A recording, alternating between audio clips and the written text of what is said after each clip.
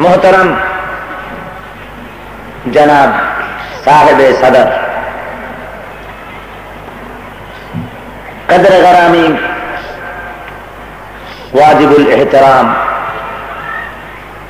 मुजाहिद मिल्लत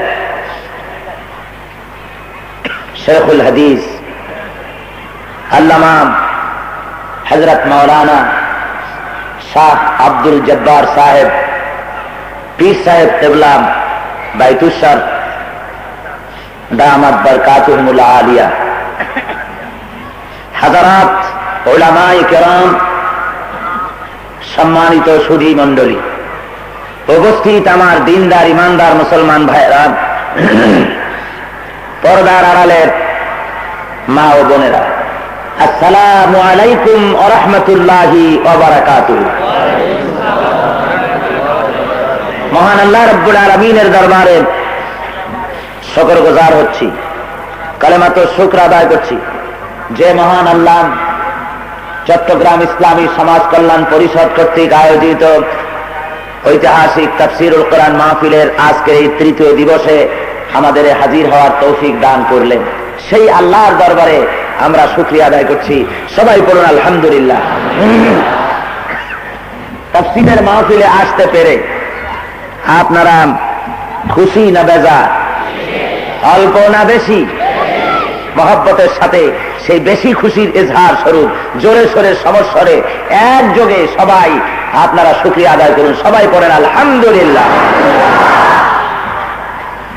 মোহতারাম সভাপতি সাহেব তিনি আমাকে নোট দিলেন, লোকেরা জায়গা না পেয়ে বহু লোক দাঁড়িয়ে আছেন, তো কি করা যাবে, আপনারা গতকালকের মতো একটুখানি চেপে বসে অন্যকে যদি জায়গা করে দেন, দাঁড়াবেন না কেউ, খবরদার।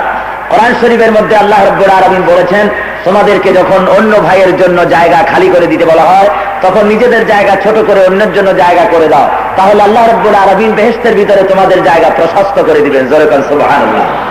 বসা অবস্থায় সবাই সামনের দিকে এগিয়ে আসেন আর মহব্বতের সাথে একটুখানি জিকির করেন সেই ফাঁকে, লা ইলাহা ইল্লাল্লাহ, লা ইলাহা ইল্লাল্লাহ, লা ইলাহা ইল্লাল্লাহ।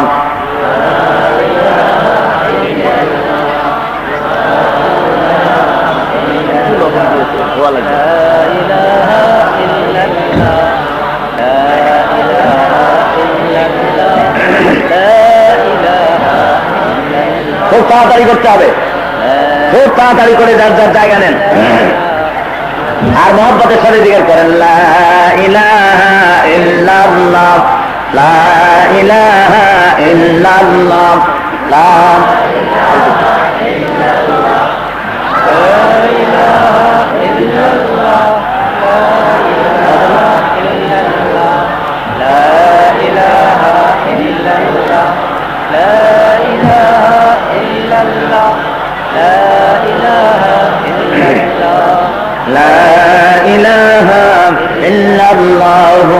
মুহাম্মাদুর রাসূলুল্লাহ। আলহামদুলিল্লাহ, আপনাদের জায়গা করে দিতে বলা হয়েছে, আপনারা নিজেদের জায়গা সংকীর্ণ করে অপর ভাইকে বসার সুযোগ করে দিয়েছেন। আল্লাহ রাব্বুল আলামিন আপনাদের সকলকে জাযায়ে খায়ের ইনায়েত করুন। সবাই বলুন আমিন। বন্ধুগণ, আপনারা কোরআন শরীফ শোনার জন্য এসেছেন, কোরআনের আলোচনা শোনার জন্য এসেছেন। কোরআন এসেছে আল্লাহর পক্ষ থেকে। কোরআন কোন মানুষের তৈরি করা বিষয়বস্তু নয়। এই মহাগ্রন্থ আল্লাহ রাব্বুল আলামিন তার হাবিবের কাছে অবতীর্ণ করেছেন। এভাবে শুধু হুজুরের কাছে নয়, হযরতে সাইয়্যিদানা আদম আলাইহিস সালাম থেকে নিয়ে শুরু করে হযরতে ঈসা আলাইহিস সালাম পর্যন্ত যত পয়গম্বর দুনিয়ায় এসেছেন সকলকেই কিছু না কিছু আসমানি প্রোগ্রাম আল্লাহ রাব্বুল আলামিন দান করেছেন দুনিয়ার মানুষের হেদায়েতের জন্য। এগুলির সংখ্যা ছিল 104 খানা। এর 100 খানা ছিল সাহিফা, আর 4 খানা হলো বড় বড় কিতাব। তার মধ্যে সর্বশ্রেষ্ঠ এবং মুকাম্মাল যে কিতাবখানা, তার নাম হলো কোরআনে হাকিম। ইসলাম যেহেতু একটি আন্দোলনের নাম, ইসলাম কোন গতানুগতিক ভাবে কোন ধর্মের নাম নয়। হিন্দু যেমন একটি ধর্মের নাম, খ্রিস্টান যেমন একটি ধর্মের নাম, ইহুদি মজুসি যেমন একটি ধর্মের নাম, গতানুগতিক ভাবে ইসলাম তেমন কোন ধর্মের নাম। ইহুদি, খ্রিস্টান, হিন্দু যেমন একটি জাতের নাম, গতানুগতিক ভাবে মুসলমান তেমন কোন জাতির নাম নয়। পৃথিবীর ভিতরে যত ধর্মগ্রন্থ আছে, বেদ, বাইবেল, জিন্দা বিস্তার, ত্রিপিটক, গ্রন্থ সাহেব, মহাভারত, কল্কি পুরাণ, যুগবেদ, অথর্ববেদ, লুক, মোহন, যথি, মার্ক, জোহন, মার্ক, এই ধরনের যত ধর্মীয় কিতাব আছে, অনুরূপ ভাবে কোরআন শরীফ কোন গতানুগতিক কোন ধর্মীয় কিতাব নয়, গতানুগতিক ভাবে কোন ধর্মীয় কিতাব নয়। তবে কি, সেটা হলো এই, ইসলাম ওই ধর্মগুলির মতো গতানুগতিক ভাবে কিছু আনুষ্ঠানিক ইবাদতের নাম, যেমন হিন্দু ধর্ম 12 মাসে 13 পূজা, এগুলির নাম যেমন, এগুলি সমন্বয় যে ধর্মটি, এটিকে যেমন হিন্দু ধর্ম বলা হয়। খ্রিস্ট ধর্ম যেমন প্রতি রবিবারে তাদেরকে গির্জায় যেতে হয়, বাস আর কোনো কাম নাই, এটার নাম যেমন খ্রিস্ট ধর্ম। ইহুদিরা যেমন প্রতি শনিবার সিনাগোতে যায়, কিছু ধর্মীয় কি জানি করে আসে, এটা যেমন ইহুদি ধর্ম। অনুরূপ ভাবে ইসলাম কোন গতানুগতিক ধর্মের নাম নয়, কোন আনুষ্ঠানিক ইবাদতের সমন্বয় গঠিত একটি ধর্মের নাম ইসলাম নয়। Islam as a complete code of life, ইসলাম হলো একটি পূর্ণাঙ্গ জীবন ব্যবস্থা, ইসলাম হলো একটি মোকাম্মল নিজামে হায়াতের নাম, ইসলাম হলো একটি পরিপূর্ণ শরীয়তের নাম, ইসলাম হলো একটি পূর্ণাঙ্গ জীবন ব্যবস্থার নাম। এজন্য ইসলাম হলো একটি আন্দোলনের নাম। ইসলাম কিসের নাম? ইসলাম হলো একটি আন্দোলন, ইসলাম হলো একটি রিভলিউশন, ইসলাম হলো একটি বিপ্লব, একটি ইনকিলাব। প্রতিটি আন্দোলনের জন্য নেতা থাকে, ইসলামী আন্দোলনেরও নেতা আছে। দুনিয়ায় যত আন্দোলন, যত বিপ্লব সৃষ্টি হয়েছে, তার নেতারা আকাশ থেকে ওহী লাভ করেননি, তারা দুনিয়ার মানুষেরা এগুলি পরিচালনা করেছেন। ইসলাম যে আন্দোলন, তার একজন স্রষ্টা আছেন। ইসলামী আন্দোলনের স্রষ্টার নাম আল্লাহ। জোরে বলুন, এই আন্দোলনের স্রষ্টার নাম কি? আরো জোরে বলুন। এই আন্দোলনের নেতা আল্লাহ নিজেই তৈরি করেছেন। ইসলামী আন্দোলনের নেতারা হলেন আম্বিয়া আলাইহিমুস সালাম। দুনিয়ায় যত পয়গম্বর এসেছেন, সমস্ত পয়গম্বরেরা হলেন এই ইসলামী আন্দোলনের নেতা। ইসলামী আন্দোলনের এই নেতাদেরকে নির্বাচনের মাধ্যমে নেতা বানানো যায় না। অর্থাৎ ইসলাম যে জীবন ব্যবস্থা, তার জন্য পথ নির্দেশের জন্য আল্লাহ যে নেতা নির্বাচন করেছেন নিজে, তারা হলেন নবী। নবী ইলেকশন দিয়ে হয় না। কি বলেন? নবী ইলেকশন দিয়ে হয়? নবী হয় সিলেকশন দিয়ে। কে সিলেক্ট করেন?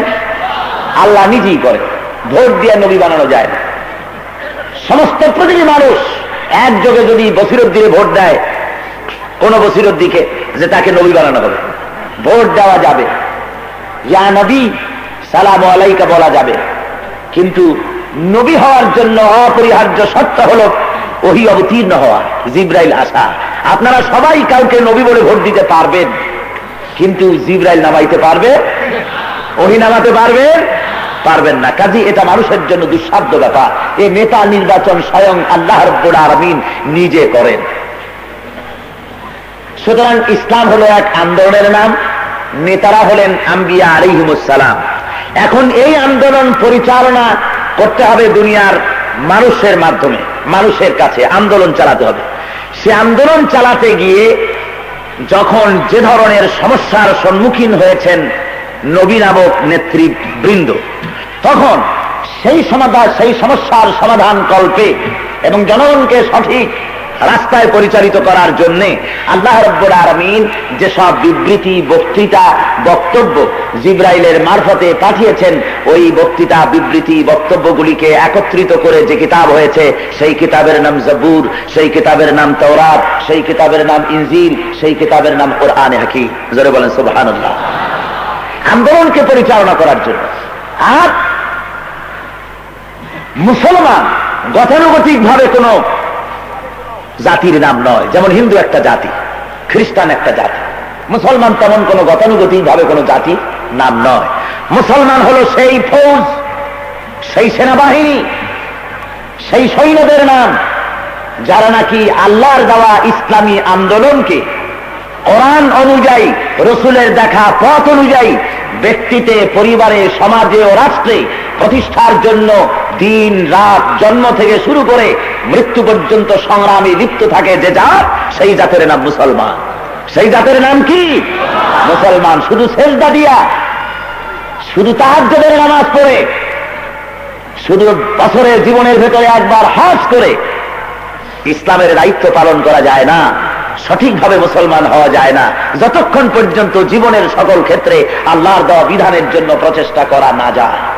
পরিপূর্ণ মুসলমান হওয়া যায় না দুনিয়ায়। এই জন্য আজকে কথা উঠেছে ধর্ম আর রাজনীতি হলো আলাদা। এই দুটো জিনিস এক নয়। আমিও বলি, অনেকে বলেন এ কথা, নেতৃবর্গ, বিভিন্ন সেকুলার লিডাররা তারা বলেন যে পবিত্র ধর্মকে রাজনীতিতে ব্যবহার করতে দেওয়া হবে না, ধর্ম আর রাজনীতি আলাদা জিনিস। আমিও বলি ধর্ম আর রাজনীতি আলাদা জিনিস, এক না। কোন ধর্ম? যেই ধর্ম ক্লেম করে না যে আমি রাজনীতি করতে পারি, সেই ধর্ম। হিন্দু ধর্মের যতগুলি ধর্মীয় কিতাব আছে, তাদের ধর্মীয় পুস্তকগুলি ক্লেম করে না, দাবি করে না যে আমরা স্টেট চালাতে পারি।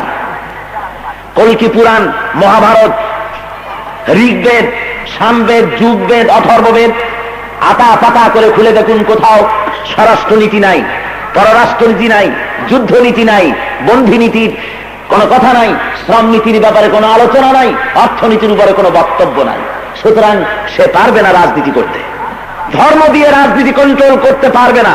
আমি তাদের সাথে একমত, পারবে না। খ্রিস্টান ধর্ম, তাদের কিতাবেও নাই স্টেট চালাবার জন্য কোন যোগ্যতা, তাদের কিতাবের মধ্যেও নাই, তাদেরও নাই, ত্রিপিটকও নাই, জেন্দাবিস্তাও নাই, তাও তো কিং এ নাই। সুতরাং এ অর্থে ধর্ম আর রাজনীতি, ধর্ম দিয়ে রাজনীতি কন্ট্রোল, এই ধর্মগুলি করতে পারবে না, যেহেতু ধর্ম বলছে না যে আমি চালাতে পারি। কিন্তু একমাত্র যে কিতাবটি আমার হাতে দেখতে পাচ্ছেন, এই কিতাবের নাম কি? যারা বলেন এর নাম কি?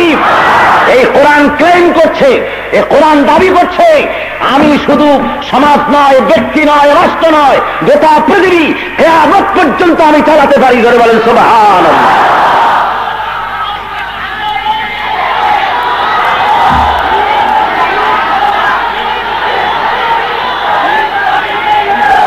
কোরআন শরীফ,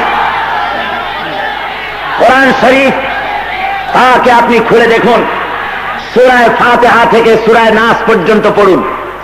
আমার বক্তব্য সঠিক কিনা আপনি প্রমাণ করুন। আপনার নিজের মুখের ভেতরে একটা জিহ্বা আছে, পরের মুখে, পরের জিহ্বা দিয়ে টেস্ট করে আপনি কিছু অনুমান করতে পারবেন না। ঝাল লাগলে সে মিঠা বলবে, মিঠা লাগলে সে টক বলবে, টক লাগলে তিতা বলবে। আপনারও তো একটা জিহ্বা আছে, নিজের জিহ্বা দিয়ে টেস্ট করুন। কোন নেতা একজন আসা মঞ্চের উপরে দাঁড়াইয়া রবীন্দ্র মার্কা চাদর ঝুলিয়ে, নেহেরু মার্কা কোট লাগাইয়া, আশুতোষ মুখার্জি মার্কা গোপ চড়াইয়া মঞ্চে দাঁড়িয়ে বললেন, ভাইয়ের আমার, বোনের আমার, ধর্ম আর রাজনীতি এক জিনিস না। আরে বেটা তুই কে? তুমি কে কথা বলা? ধর্মের তুমি কি জানো? তুমি কি কোরআন পড়েছ? তুমি কি হাদিস পড়েছ? ধর্ম আর রাজনীতি এক নয়, একথা বলার অধিকার তোমাকে কে দিল? সুতরাং আগে কোরআন পড়তে হবে, কোরআনকে আগে পড়তে হবে, বুঝতে হবে। আপনারা কোরআন খুলুন, খুলে দেখুন, পড়ুন, কোরআনে আছে কি নাই। কোরআন শরীফ সূরা ফাতিহা থেকে নাস পর্যন্ত পড়ে যান। মানুষের জীবনের এমন কোন সমস্যাই নাই যে সমস্যার সমাধান কোরআনে পাকে আল্লাহ রাব্বুল আলামিন করেন নাই। যারা বলেন সুবহানাল্লাহ। সব কথা কোরআন শরীফে বলে দেওয়া হয়েছে। জোরে কোন সুবহানাল্লাহ। কোরআন শরীফের মধ্যে আমার সেদিন প্রোগ্রাম হয়েছিল এই রবিউল আউয়াল মাসের 11 অথবা 10 তারিখে, তারিখটা মনে নাই। আমার এক প্রোগ্রাম হলো সেন্ট্রাল ল কলেজ ঢাকা। আইনজীবীরা ছিলেন সেখানে, শিক্ষক ছাত্ররা।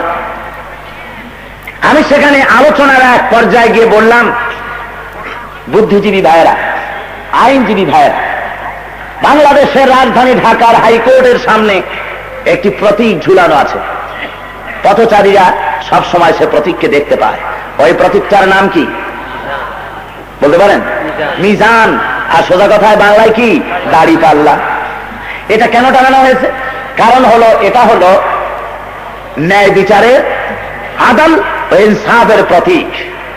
ন্যায় বিচার, সোশ্যাল জাস্টিস, সামাজিক সুবিচার, ন্যায় নীতি ভিত্তিক ইনসাফের প্রতীক এটা। আমি জিজ্ঞেস করলাম, আইনজীবী ভাইয়েরা বলুন, যে হাইকোর্টের সামনে এই প্রতীক লাগা রয়েছে, সেই হাইকোর্ট থেকে যত বিচার করা হয় তা কি ন্যায় নীতি ভিত্তিক হয়, ইনসাফ ভিত্তিক হয়? আপনাদের কাছে জিজ্ঞাইনি, ওইখানের রেফারেন্স টানতেছি। ওনারা, আমি জানি আপনার অত্যন্ত সেন্সিটিভ শ্রোতা। যখন আমি তাদের জিজ্ঞেস করলাম, ওনারা কিন্তু আপনাদের মতো এত তাড়াতাড়ি জবাব দিলেন না, যেহেতু ওনারা হলেন বুদ্ধিজীবী। ওনারা খামোশ রইলেন। আমি বললাম, জবাব আমি দেই। আমি বলছি, প্রতীক টানাই রাখা হয়েছে ঠিকই, এটা একটি প্রহসন।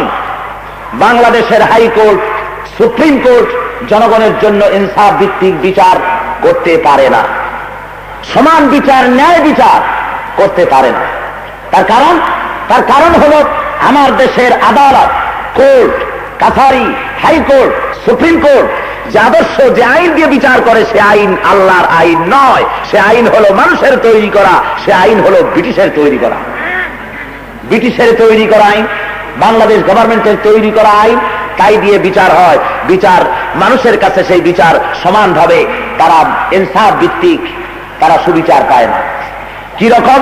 আমি প্রমাণ দিলাম, ছোট্ট একটা দৃষ্টান্ত দিলাম হাত পাও ভাঙ্গার ব্যাপারে। বলেছি, যদি কারণ নাক ভেঙে দেয় কেউ, সলিমুদ্দির একটি নাক ভেঙেছে বসিরুদ্দিন নামক এক ব্যক্তি। আমার দেশের কোর্টে কেস দায়ের করা হলো। সলিমুদ্দির নাক ভাঙার কারণে যখন প্রমাণিত হয়েছে নাক সে ভেঙেছে, এই কারণে government, Bangladesh penal code, Bangladesh judicial law, ফৌজদারি দণ্ডবিধি কিতাব খুলে তারা বললেন যে আমাদের কিতাবে পাওয়া যায় বসিরুদ্দিন সলিমুদ্দিন নাক ভেঙেছে, সুতরাং এই অপরাধে 6 মাসের জেল আর 1000 টাকা জরিমানা। আমি বললাম, বুদ্ধিজীবী ভাইয়েরা, আইনজীবী ভাইয়েরা, এবার আপনারা সলিমুদ্দিন ভাঙ্গা নাক, ওই যে হাইকোর্টের সামনে ন্যায় বিচারের প্রতীক দাড়িপাল্লা টানানো হয়েছে, ওর এক পাত্রে রাখেন ভাঙ্গা নাক, আর এক পাত্রে রাখেন বসিরুদ্দিন 6 মাসের জেল আর 1000 টাকা জরিমানা। এবার দাড়ি ধরে টান দেন, দুটো পাল্লা সমান হবে? জোরে বলেন, হবে? হবে না। শুধু নাক ভাঙার অপরাধে 6 মাসের জেল আর 1000 টাকার তো দূরের কথা, একটি নাক ভাঙার অপরাধে যদি বসিরুদ্দিন 40 বছরের জেল আর 50 লক্ষ টাকা যদি জরিমানা হয়, তাহলে 40 বছরের জেল আর 50 লক্ষ টাকা এক পাল্লায় রাখুন, আর সলিমুদ্দিন ভাঙ্গা নাক আর এক পাল্লায় রাখুন, ধরে টান মারেন, সমান হবে? জোরে বলেন, হবে? হবে না। সমান হবে কিসে? সমান হবে, সলিমুদ্দিন নাক রাখেন এক পাল্লায়, আর বসিরুদ্দিন যে নাকটা ভেঙেছে সেই অপরাধে ওর নাকটাও ভেঙে দিয়ে খুলে এনে ওটাও রাখেন আর এক পাল্লায়। এবার দাড়ি ধরে টান মানেন, শোভা হবে না? সোজা হয়ে যাবে না? সমান হবে না? হয়ে যাবে। আল্লাহ রাব্বুল আলামিন বলছেন, হাতের বদলে হাত, পায়ের বদলে পা, চোখের বদলে চোখ, নাকের বদলে নাক, জানের বদলে জান। জোরে বলেন সুবহানাল্লাহ। এর নাম ইসলামের বিচার। কোরআন শরীফ বিচার ব্যবস্থা সম্পর্কে, নারীদের সম্ভ্রম ইজ্জতের সম্পর্কে, শ্রমিকদের ব্যাপারে, গরিব দুস্থ আর্ত মানবতার ব্যাপারে না বলেছে এমন কোনো কথা নাই। কোরআন শরীফ সব বলেছে। বন্ধুগণ, এই জন্য আমি বলে থাকি, কোরআন শরীফ যদি হতো একটি তাবিজের কিতাব, কোরআন শরীফ যদি হতো শুধুমাত্র একটি সব কামাই করার কিতাব, তাহলে সাহাবায়ে কেরামদের জীবন দিতে হতো না, পয়গম্বরদের রক্ত দিতে হতো না, হুজুরের দান্দা মোবারক শহীদ করার কোনো প্রশ্ন উঠতো না। বলেন ঠিক কিনা? জোরে বলেন ঠিক কিনা? ভাইরা আমার, ইসলাম যদি শুধুমাত্র কিছু জিকির আজকার, কিছু মিলাদ শরীফ, কিছু তাহাজ্জুদের নামাজ, কিছু লম্বা জামাম, আর কিছু দোয়া দুরূদ পড়ান, কিছু তাবিজ লেখান, কিছু ঝাড়ফুঁক করান, এরই মধ্যে যদি সীমাবদ্ধ থাকতো তাহলে আল্লাহর নবীর দান্দার মোবারক শহীদ হওয়ার কোনো প্রশ্নই উঠতো না, সাহাবায়ে কেরামদের জীবন দেওয়া লাগতো না। জোরে বলেন ঠিক কিনা? প্রমাণ হচ্ছে, এই কথার দ্বারা প্রমাণিত হচ্ছে যে কখনোই ইসলাম বা কোরআন মানুষের জন্য শুধুমাত্র নামাজ, রোজা, দাড়ি, টুপি নিয়ে আসে নাই। ইসলাম এসেছে এগুলির সাথে সাথে, ইসলাম এসেছে একটা বিরাট সমাজ বিপ্লব করার জন্য, একটা সামাজিক বিপ্লব। মানুষের তৈরি করা আইন ও কানুন থেকে, মানুষের গোলামি থেকে মানুষকে মুক্ত করে আল্লাহর গোলাম বানিয়ে দেওয়ার সংগ্রাম করতে এসেছে ইসলাম। কথা বুঝে আসছে? কথা বুঝে আসছে? যদি হুজুর বলতেন, আরবের লোকেরা, দুনিয়ার মানুষেরা, তোমরা কোনো কাম নাই, শুধু তোমরা কদু খাবা মাঝে মধ্যে, কদু কোন তো আপনার লাউ, ওই একই কথা, যে লাউ সেই কদু, তোমরা কদু খাবা, লাউ খাবা, তোমরা খাবার পরে মিষ্টি খাবা, তোমরা মিসওয়াক করবা, চোখে সুরমা লাগাবা, তোমরা পাগড়ি বাঁধবা, এই ধরনের কথাই যদি হুজুর শুধু বলতেন, আর কিছু না, তাহলে আপনারাই বলেন, লাউ খাবার ব্যাপারে আবু জাহেল কি মাথা খারাপ ছিল যে পিটাইতে যাবি হুজুরকে? উতবা, সাইবা, মুগীরা, ফিরআউন, নমরুদ, হামান, সাদ্দাত, এরা পাগল ছিল না যে ওনারা কদু খাইতে কইলেন আর উনি পিটাইতে যাবে? কদু খাওয়া তো ভালো কথা, খাইলে যতক্ষণ কদু থাকবে পেটের মধ্যে ডায়রিয়ার জার্ম ঢুকবে না। কাজে এমন সুন্নত কে না পালন করে? খাবার পরে একটু ঘুমানো, কায়লুলা করা, এটা সুন্নত। কত মজার, কত আরামের। খাবারের পরে দুপুর বেলা এমনি ঘুম আসে, আর এই সুন্নত পালন করতে কত মজা। খাবার পরে মিষ্টি খাওয়া সুন্নত, কত আরামের সুন্নত। আরো তরকারিতে যদি ঝাল হয় বেশি, তাহলে এমন মজার সুন্নত আর কই পাওয়া যায়? হুজুরের বক্তব্য যদি এরই মধ্যে সীমাবদ্ধ থাকতো, তাহলে আপনারাই বলেন, সে যুগের কাফেরেরা কি পাগল ছিল? যারা বলেন মাথা খারাপ ছিল? মাথা খারাপ মোটেই ছিল না, তাদের বুদ্ধি ছিল। আবু জাহেল যাকে বলা হয়, ও তো আবু জাহেল ছিল না, ও ছিল আবুল হাকাম। ও কি ছিল বলুন? আবুল হাকাম ছিল। আবুল হাকাম মানে কি? বুদ্ধির বাপ, জ্ঞানের বাপ। ও জ্ঞানের বাপ ছিল। জ্ঞানের বাপ কখন ছিল? যখন আর কোনো জ্ঞানী ছিল না, তখন ছিল সে জ্ঞানের বাপ। যেমন সে যুগের বিদ্যাসাগর, আজকের বিদ্যার ড্রেনও না।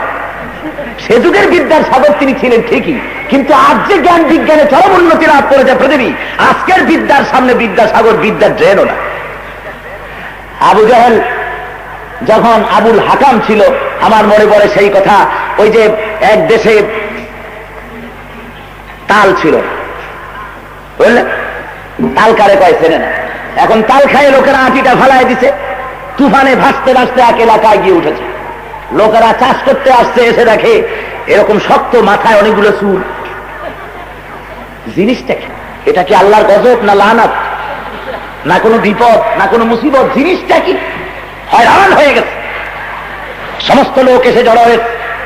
তারা বলল কোনো উপায় নাই, সবাই কান্দো আল্লাহর কাছে, এই গজব থেকে মাপ চাও। এমন চুলওয়ালা জিনিস তো জীবনে দেখি নাই। চুল আছে, আবার একটা সাদা কি জানি ভাই হয়েছে এক পাশ দিয়ে। জিনিসটা কি? বললো যে আমাদের মাতব্বর যে আমাদের সবসময় বিপদে মুসিবতে বুদ্ধি দেয়, তারে ডেকে আনে। তো সবচেয়ে বুদ্ধিমান ব্যক্তি গ্রামের মধ্যে বুড়া হয়ে গেছে, তাকে নিয়ে আসছে। এসে অনেক সময় জিনিসটা দেখলো, দেখে প্রথমে কানলো, তারপরে হাসলো। লোকেরা কয় যে হুজুর একাই হাসলেন, একাই কানলেন, আমরা তো কিছু বুঝলামই না কপালের সাথে। কয় যে দেখো, হাসলাম এই জন্য যে এই সামান্য জিনিস, তাই তোমরা বুঝলা না আমি মরে গেলে তোমাদের দশাটা কি হবে। আর কানতেছি এই লজ্জায় যে আমিও চিনি না এই জিনিসটা কি। বন্ধুগণ, ওই যুগে আবু জাহেল ছিল এইরকম বুদ্ধিমান, বুদ্ধির বাপ। কিন্তু ওহির জ্ঞান যখন এলো, আল্লাহর নবীর উপরে যখন আসল জ্ঞান এলো, আসল জ্ঞানের উৎস হলেন আল্লাহ রাব্বুল আলামিন। আসল জ্ঞানের উৎস। ওখান থেকে জ্ঞান চলে এলো জিবরাইলের মারফতে।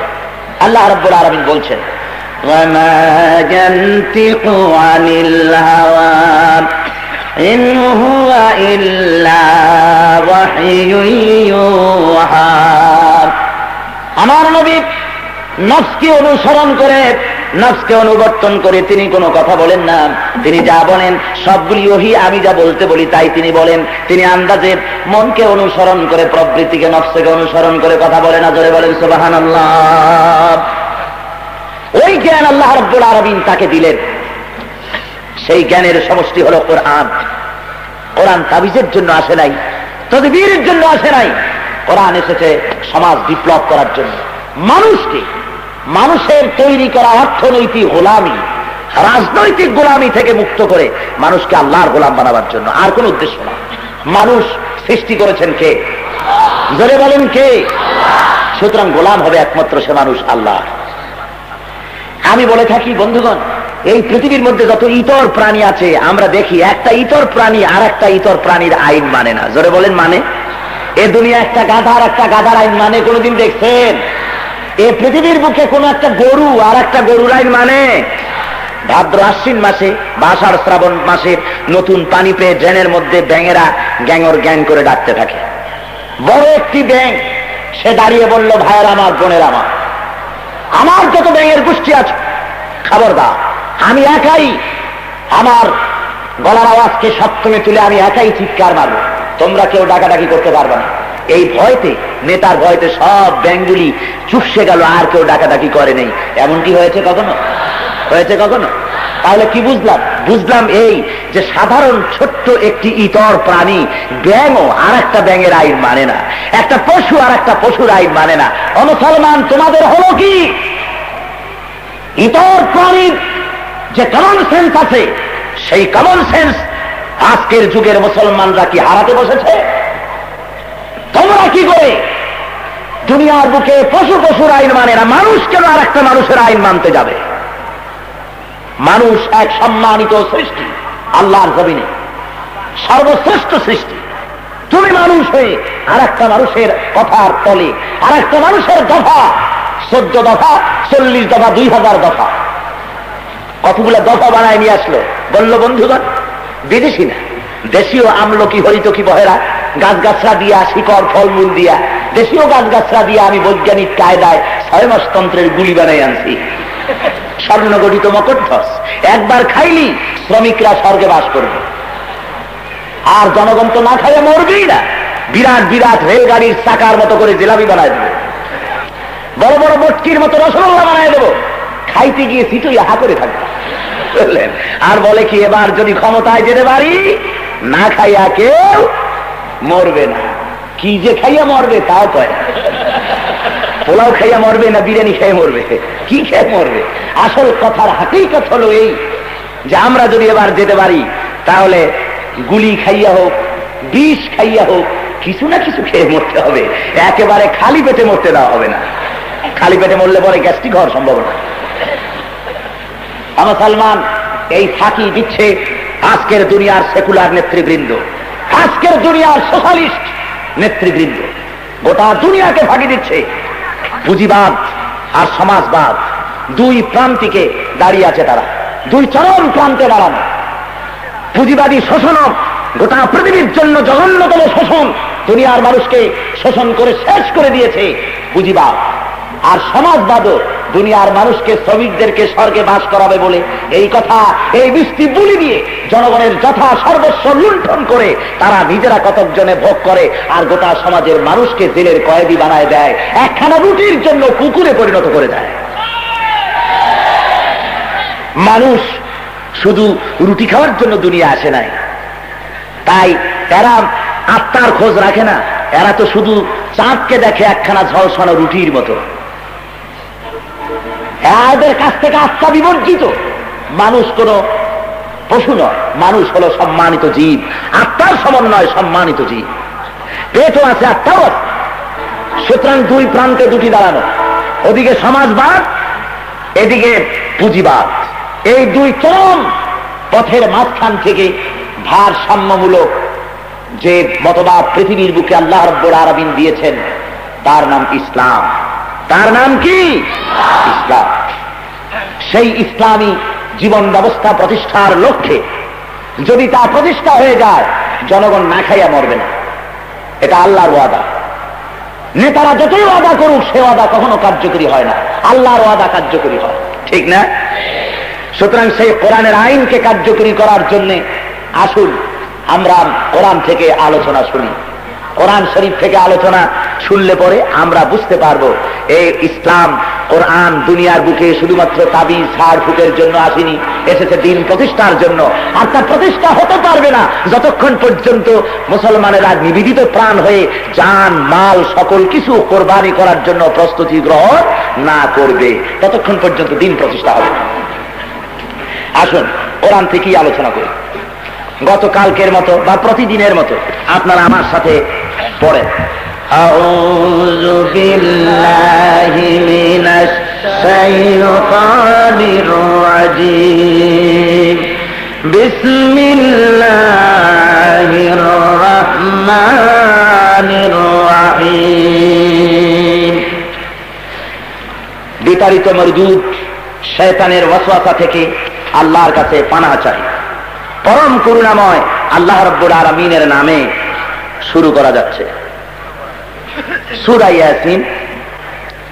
দ্বিতীয় রুকুর কয়েকটি আয়াত আপনাদের সামনে আলোচনা করা গিয়েছে, বাকি আয়াত আপনাদের সামনে আজকে আলোচনা করা হবে। গতকালকে শাফায়াতের ব্যাপারে, সুপারিশের ব্যাপারে আমি কথা বলতেছিলাম, মনে আছে না আপনাদের?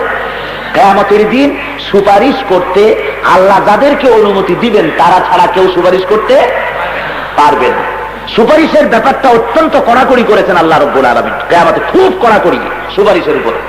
তার কারণ কি? তার কারণ হলো এই, কিয়ামতের দিন যত বড় পয়গম্বর হোক, যত বড় মালায়েকায়ে মুকাররাব হোক, যত বড় বুজুর্গ ব্যক্তি হন না কেন, তিনি তো জানেন না ব্যক্তিটি সম্পর্কে যে তার আমলটি কেমন ছিল। কথা বুঝতে পেরেছেন? লোকটি কত লোকের হক মেরেছে, জিনা ব্যভিচার করেছে কিনা, তারপরে মানুষের হক, গভর্নমেন্টের হক নষ্ট করেছে কিনা, তারপরে চুরি ডাকাতি হত্যা কত কিছু করেছে, এগুলি তো আল্লাহ ছাড়া কারো জানার কথা নয়। কি বলেন, ঠিক না? এই জন্য কেউ একজন কারো সম্পর্কে সুপারিশ করলো আর আল্লাহ অমনি সেই সুপারিশ গ্রহণ করবেন, এটা হতে পারে না। এটা বিচার, সুষ্ঠু বিচারের হক পুরা করে না। আপনারা নিজেরাই বোঝেন, যদি একটা অফিসের, ধরুন কোন একটা ডিস্ট্রিক্টের প্রশাসক, ডিসি অথবা কোনো মন্ত্রী পাইকারি দরে যদি সুপারিশ রক্ষা করা শুরু করে দেয়, তার ভাইগনা, মামাতো ভাই, খালাতো ভাই, ফুফাতো ভাই মন্ত্রী যখন হয়েছে, পাইকারি দরে শালা সুমন্দি যদ্দুর আছে সবাই বলতেছে আমাদের চাকরি দাও, আমাদের প্রমোশন দাও। একটা অফিসের ছোট্ট একটা বিভাগের কোন কর্মচারী, কোন অফিসারকে যদি পাইকারি দরে সবাই মিলে সুপারিশ করতে থাকে আর সব সুপারিশ যদি সে রক্ষা করতে থাকে, বলেন সেই অফিসটার কাম 12:30 বাজবে না? সে দেশের কাজ সর্বনাশ হয়ে যাবে না? অবশ্যই। সুতরাং আল্লাহ রাব্বুল আলামিন সুপারিশ করলেই শুনবেন না, আর সুপারিশ কেউ করতেও পারবে না যতক্ষণ পর্যন্ত আল্লাহ রাব্বুল আলামিন যাকে নির্দেশ করবেন তুমি এই ব্যক্তির জন্য সুপারিশ করো, সেটাই মাত্র মকবুল হবে। এছাড়া কারো টু শব্দটি করার অধিকার কিয়ামতের ময়দানে থাকবে না। এরপরে আমি যে বলেছিলাম গতকাল, যে একটি লোক শহরের উপকণ্ঠ থেকে দৌড়ে এলেন আর তিনি বললেন যে আমি সেই সত্তার ইবাদত কেন করব না যিনি আমাকে সৃষ্টি করেছেন এবং তোমাদেরকেও সৃষ্টি করেছেন, এবং তারই কাছে তোমাদের সকলকে ফিরে যেতে হবে। সেই ব্যক্তি তিনি বলছেন যে সুপারিশ, আমাকে যদি আল্লাহ ক্ষতি করতে চান তাহলে কেউ আমাকে আল্লাহর ক্ষতির হাত থেকে সুপারিশ করে বাঁচাইতে পারবে না, কেউ আমাকে বিপদ থেকে উদ্ধারও করতে পারবে না। এরপর আল্লাহ, সেই ব্যক্তি বলছেন ইন্নী ইযাল লাফী যালালিম মুবিন, আমি যদি তা করি, অর্থাৎ আল্লাহ বাদে আর কাউকে যদি আমি ইলাহ বলে মেনে নেই, তাহলে আমি তো গোমরাহির ভিতরে নিমজ্জিত হয়ে যাব। তো আমি ইলাহ বলে মেনেছি কারে? ইন্নী আমানতু বিরাব্বিকুম ফাসমাউন, আমি ঈমান এনেছি তোমাদের রবের প্রতি, তোমরাও মেনে নাও, আমার এই কথা মেনে নাও। ইন্নী আমানতু বিরাব্বিকুম, এটা একটি অত্যন্ত যুক্তি নির্ভর কথা বলেছেন ওই ব্যক্তিটি। ওই মুজাহিদ ব্যক্তি বলতেছেন আমি ঈমান এনেছি তোমাদের রবের প্রতি, তার মানে হলো যার উপর ঈমান এনেছি তিনি শুধু আমার রব নয় বরং তোমাদেরও রব। আর ওই রবের প্রতি ঈমান এনে আমি কোনো ভুল করি নাই, বরং ঈমান না এনে তোমরাই ভুল করেছ। ওই রবের উপরে তোমাদের ঈমান আনতে হবে। আর আমি যা বললাম এই কথা তোমরা অনুসরণ করো। যখন তিনি এ দাওয়াত দিলেন, ওরা এসে এই লোকটিকে শহীদ করে দিল। তাকে যখন শহীদ করা হলো, আল্লাহ রাব্বুল আলামিন এরপরে বলছেন, قيل ادخل الجنة قال يا ليت قومي يعلمون بما غفر لي ربي وجعلني من المكرمين। তাকে বলা হলো জান্নাতে প্রবেশ করো, জান্নাতে দাখিল হয়ে যাও। ওই ব্যক্তি বললেন, ইয়া লাইতা কওমি ইয়ালামুন, আহা আমার জাতি যদি জানতো। শহীদ হওয়ার পর সে বলছে, আমার জাতি যদি জানতো কি বিমা গাফারা লি রব্বি, কি কারণে আল্লাহ আমাকে ক্ষমা করেছেন, ওয়া জাআলানি মিনাল মুকরামিন, আর কি কারণে আমাদেরকে সম্মানিত ব্যক্তিদের মধ্যে শামিল করেছেন, আমার জাতি যদি জানতো তাহলে আহা কতই না ভালো হতো। হাদিস শরীফে এসেছে, জনাবে মুহাম্মদ রাসূলুল্লাহ সাল্লাল্লাহু আলাইহি ওয়াসাল্লাম তিনি এই ব্যক্তির কথা বলেছেন, লোকটা বড়ই ভালো, লোকটা বড়ই নেক ছিলেন। তিনি বেঁচে থেকেও জাতির কল্যাণ কামনা করেছেন, আর শহীদ হয়ে যাওয়ার পরেও জাতির কল্যাণ কামনা করেছেন। জোরে বলেন সুবহানাল্লাহ। বদদোয়া করেন, জাতির জন্য দোয়া করেছে। মরে যাওয়ার পরেও, শহীদ হয়ে যাওয়ার পরেও বলছে, আল্লাহ আমার কওম যদি জানতে পারতো যে কি কারণে আল্লাহ আমাকে মাফ করেছেন, আমাকে মাফ করার একমাত্র কারণ আমি ঈমান এনেছি আমার রবের প্রতি। আর এই রবের প্রতি ঈমান আনলে পরে তাকে শহীদ হওয়ার সাথে সাথে, হাদিস শরীফে এসেছে, লোকটি যখনই শহীদ হয়ে গেল, আল্লাহ রহমতের ফেরেশতা তাকে ইস্তেকবাল করার জন্য সেখানে উপস্থিত ছিলেন। জোরে বলেন সুবহানাল্লাহ। ফেরেশতারা তাকে ইস্তেকবাল করেছে, গরমজোশী ইস্তেকবাল দিয়ে তাকে জান্নাতে পৌঁছিয়েছেন। বলা হয়েছে, কিলা দুখুলিল জান্নাহ, জান্নাতের ভিতরে দাখিল হয়ে যাও, আল্লাহর জান্নাতে প্রবেশ করো। এ কথা প্রমাণ করছে এটাই যে দ্বীনের দাওয়াত দিতে গেলে বাধা বিপত্তি আসবে। দ্বীনের দাওয়াত যদি হক হয় বাধা বিপত্তি আসবেই, যার জন্য এভাবে রক্ত দিতে প্রস্তুতি নিতে হবে, প্রস্তুত থাকতে হবে। আর শহীদের মর্যাদা, সুবহানাল্লাহি ওয়া বিহামদিহি, শহীদের মর্যাদা, শহীদি মওত, এ মওত আল্লাহর জান্নাতের জন্য, এ মওতটা হলো একটা রয়্যাল রোড, এটি হলো একটি রাজপথ বেহেশতে যাওয়া। শহীদি মওত কোন যন্ত্রণাদায়ক মওত নয়। শহীদি মওত পিঁপড়ায় কামড়ানো যন্ত্রণার চাইতে বেশি কিছু নয়। শহীদি মওত হলো এই, শহীদি মওত যখনই হবে কারো নসিব হয়ে যাবে, তার তো মৃত্যু হলো না, বরং এই মওতের সঙ্গে সঙ্গে নতুন এক জীবন লাভ করলো, আর মৃত্যুর সঙ্গে সঙ্গে দিদারে ইলাহি নসিব হয়ে যায়। আল্লাহ রাব্বুল আলামিন খুশি হয়ে যান মুমিন বান্দাদের জন্য যারা শহীদি মওত যাদের হয়। এক হাদিসের ভিতরে এসেছে, শহীদি মওতের তামান্না যার নাই, জিহাদের তামান্না যার নাই, তার মওত হবে মুনাফিকের মওত। জিহাদের তামান্না থাকতে হবে, শহীদের তামান্না থাকতে হবে। ভাইরা আমার, শহীদদের উপর আল্লাহ এত খুশি, শহীদদের এত মর্যাদা রব্বুল আলামিন দান করেন। মানুষ যখন শাহাদাত বরণ করে আল্লাহ রব্বুল আলামিন তার উপরে এত খুশি হন। হযরতে হানজালার ঘটনা আপনারা জানেন। শাহাদাত বরণ করার পরে হানজালার স্ত্রী এসে বলেন, ইয়া রাসূলুল্লাহ, হানজালা আমার কাছে ছিল, তার উপরে গোসল ফরজ ছিল, তার তা মনে নাই। জিহাদের কথা শুনে উহুদের ময়দানে এসে শাহাদাত বরণ করেছে, তাকে গোসল দিয়ে যেন দাফন করানো হয়। ফেরেশতা এসে বলেন, ইয়া রাসূলুল্লাহ, ইয়া হাবিবাল্লাহ, হানজালার গোসলের ব্যবস্থা দুনিয়ার কোন সাধারণ পানি দিয়ে করার দরকার নাই। হানজালার শাহাদাতে আল্লাহ রাব্বুল আলামিন এত খুশি হয়েছেন, যার জন্য কাউসারের পানি দিয়া, রহমতের তৈরি ফেরেশতা দিয়া রব্বুল আলামিন হানজালার গোসলের বন্দোবস্ত করে দিয়েছেন। এই জন্য হযরতে হানজালা কর্তৃক যত হাদিস রওয়ায়াত করা হয়েছে, বর্ণনা করা হয়েছে, তাতে বলা হয়েছে, ওয়ান হানজালা রাদিয়াল্লাহু তাআলা আনহু গাসিলুল মালাইকা, যাকে ফেরেশতারা গোসল দিয়েছে। জোরে কোন সুবহানাল্লাহ। শহীদ হওয়া খুব সাধারণ ব্যাপার নয়। আমাদের দেশে তো শহীদ যার মনে লয় সেই শহীদ। এইটা দেখা দেখি এখন ইন্ডিয়া, ভারত, ওরাও এখন শহীদ বলা আরম্ভ করছে। দিলীপ কুমার শহীদ, তারপরে যতীন্দ্রনাথ শহীদ। খুলনায় একটা সড়ক হয়েছে, সে সড়কের নাম শহীদ স্বপন কুমার সড়ক। যা মনে লয় তাই করতেছে। যেরকম নউজুবিল্লাহ। শহীদ একটি আরবি শব্দ, মর্যাদা সম্পন্ন শব্দ। যে সে শহীদ হতে পারে। শহীদ হয় তারা যারা নাকি দ্বীনের কারণে, যে দেশে সংখ্যাগরিষ্ঠ মুসলিম জনসাধারণকে তাদের মান ইজ্জত অধিকার আদায়ের জন্য যারা সংগ্রাম করে, দ্বীন প্রতিষ্ঠার জন্য যারা সংগ্রাম করে, এই সংগ্রামে যারা জীবন দেয় তারাই তো শহীদ। আর কোনো কিছু হলো না, দেশে কারফিউ জারি হয়েছে, কুত্তা একটা গুলি খেয়ে বললো, এটাও শহীদ। নাউজুবিল্লাহ মিন যালিক। যেখানে সেখানে এই পবিত্র শব্দ ব্যবহার করা যায় না, এই মর্যাদা সম্পন্ন শব্দ ব্যবহার করা যায় না। আল্লাহর জন্য যারা জীবন দেয় তাদের উপরে আল্লাহ এত খুশি। ফিরআউনের স্ত্রী আসিয়া যখন হযরত মূসা আলাইহিস সালামের প্রতি ঈমান এনেছিলেন, তিনি যখন পড়ে ফেললেন লা ইলাহা ইল্লাল্লাহু মূসা কালিমুল্লাহ, তিনি যখন এটা পড়েছেন, ফিরআউন তার উপর অত্যাচার শুরু করেছিল।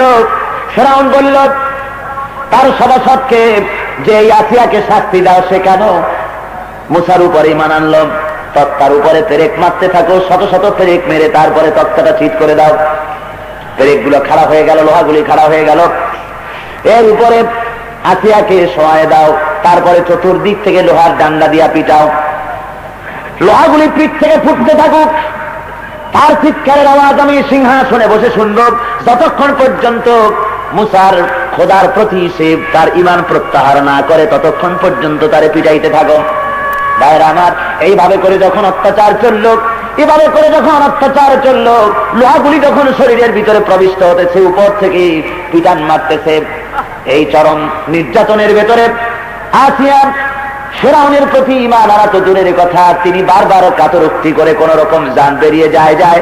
তেমন অবস্থায় বলতেছেন লা ইলাহা ইল্লাল্লাহ, লা ইলাহা ইল্লাল্লাহ, লা ইলাহা ইল্লাল্লাহ। আল্লাহ রাব্বুল আলামিন বলেন, ও ফেরেশতারা, আমার আকাশের দরজাগুলি খুলে দাও, যাতে করে আসিয়া মৃত্যুর আগে আমার জান্নাত দেখে দেখে তার রূহ যেন পরওয়াজ করতে পারে। জোরে বলেন সুবহানাল্লাহ। শহীদদের জন্য আল্লাহ রাব্বুল আলামিন এই মর্যাদা রেখেছেন। সুতরাং দ্বীন প্রতিষ্ঠা করতে গেলে, দ্বীনের কথা বলতে গেলে বিপদ মুসিবত আসবেই, শাহাদাতের ঝুঁকি নিতে হবে। নিজেকে প্রতিষ্ঠা আর দ্বীন প্রতিষ্ঠা দুইটা একসাথে কোনোদিন হবে না, কোনোদিন হবে না। আমি নিজেও প্রতিষ্ঠিত হব, দ্বীনও প্রতিষ্ঠিত করব, এটা কোন কালে সম্ভব নয়। জীবনের 100% সিকিউরিটি নিয়ে আল্লাহ দ্বীনের আন্দোলন করা চলে না, আর সব চলে। আমাদের অভ্যাস হয়েছে বিড়ালের মতো। বিড়ালের অভ্যাস কি জানেন? বিড়াল রৌদ্রে নামবে না, বিড়াল বৃষ্টির ভিতরে নামান, ওরে পিঠায় ও বৃষ্টিতে নামাইতে পারবে না, ও কাদার মধ্যে যাবে না। ও থাকবে কোথায়? খাবে কি? খাবে দুধের সবটুকু, ভালো ভালো জিনিস খাবে। তারপরে কোথায় শোবে? আপনার তোষকের উপরে লেপ মুড়ি দিয়া, কোল বালিশের পাশে মাথার বালিশের ফাঁক দিয়া, মাথাটা বাইর করিয়া, চোখ বুঝিয়া, নাক ডাকাইয়া আরামসে ঘুমাইতে থাকবে। আপনি তাকে ঠেলাঠেলি করবেন, একটু নেজ নাড়বেন, খুব আরামের বহির প্রকাশে দেখাবে। আমাদের অবস্থা তাই হয়েছে। আমরা নিজেকে বাঁচাতে চাই। যদি দাওয়াত বন্ধ হয়ে যায় তাহলে এত হক কথা বলে লাভ দেখি, একটু আস্তে আস্তে কওয়া ভালো। বেশি শত্রু বানায় লাভ নাই। পথে ঘাটে কোথায় ঠ্যাঙ্গা মারবে, কোথায় মারি ফেলবে, তার তো ঠিক নাই। দাওয়াত বন্ধ হয়ে যেতে পারে, জেলও হয়ে যেতে পারে, হাসির মঞ্চ ঝোলা লাগতে পারে। অমিয়া, আপনি আমি মুসলমান হইয়া ইসলাম সম্পর্কে যে ভীতির সৃষ্টি হয়েছে আমাদের মাঝে, যদি এই ভয় থাকতো সাহাবায়ে কেরামদের মধ্যে রিদওয়ানুল্লাহি তাআলা আলাইহিম আজমাইন, যদি তাদের মধ্যে ভয় থাকতো, ইসলামের 12টা বেজে যেত মক্কা, ইসলাম মদিনায় যাইতে পারতো না। যারা বলেন ঠিক কিনা, যারা বলেন ঠিক কিনা। আজ কোটি কোটি মুসলমান, তোমাদের কথা বলতে সাহস হয় না। আর সে যুগে আহা, একজন একজন মুসলমান এক এক জায়গায়, পয়গম্বর একা, কেউ নাই, দুই একজন মুসলমান হতেছে। আর অত্যাচারটা কি, মার কি, ভীষণ মার হতেছে, অত্যাচার হতেছে। সাহাবী কলেমা পড়েছে অপরাধে, এক পা বেঁধেছে এক উটের সাথে, আর এক পা বেঁধেছে আর এক উটের সাথে, দুই পা দুই উটের সাথে বাঁধা বেঁধে দিয়ে উটকে তাড়াই দিয়েছে দুই দিকে। উট দুদিকে দৌড় দিল, আর জীবিত মানুষের শরীর ছিঁড়ে দুই টুকরা হয়ে দুই উটের পায়ের সাথে চলে গেল।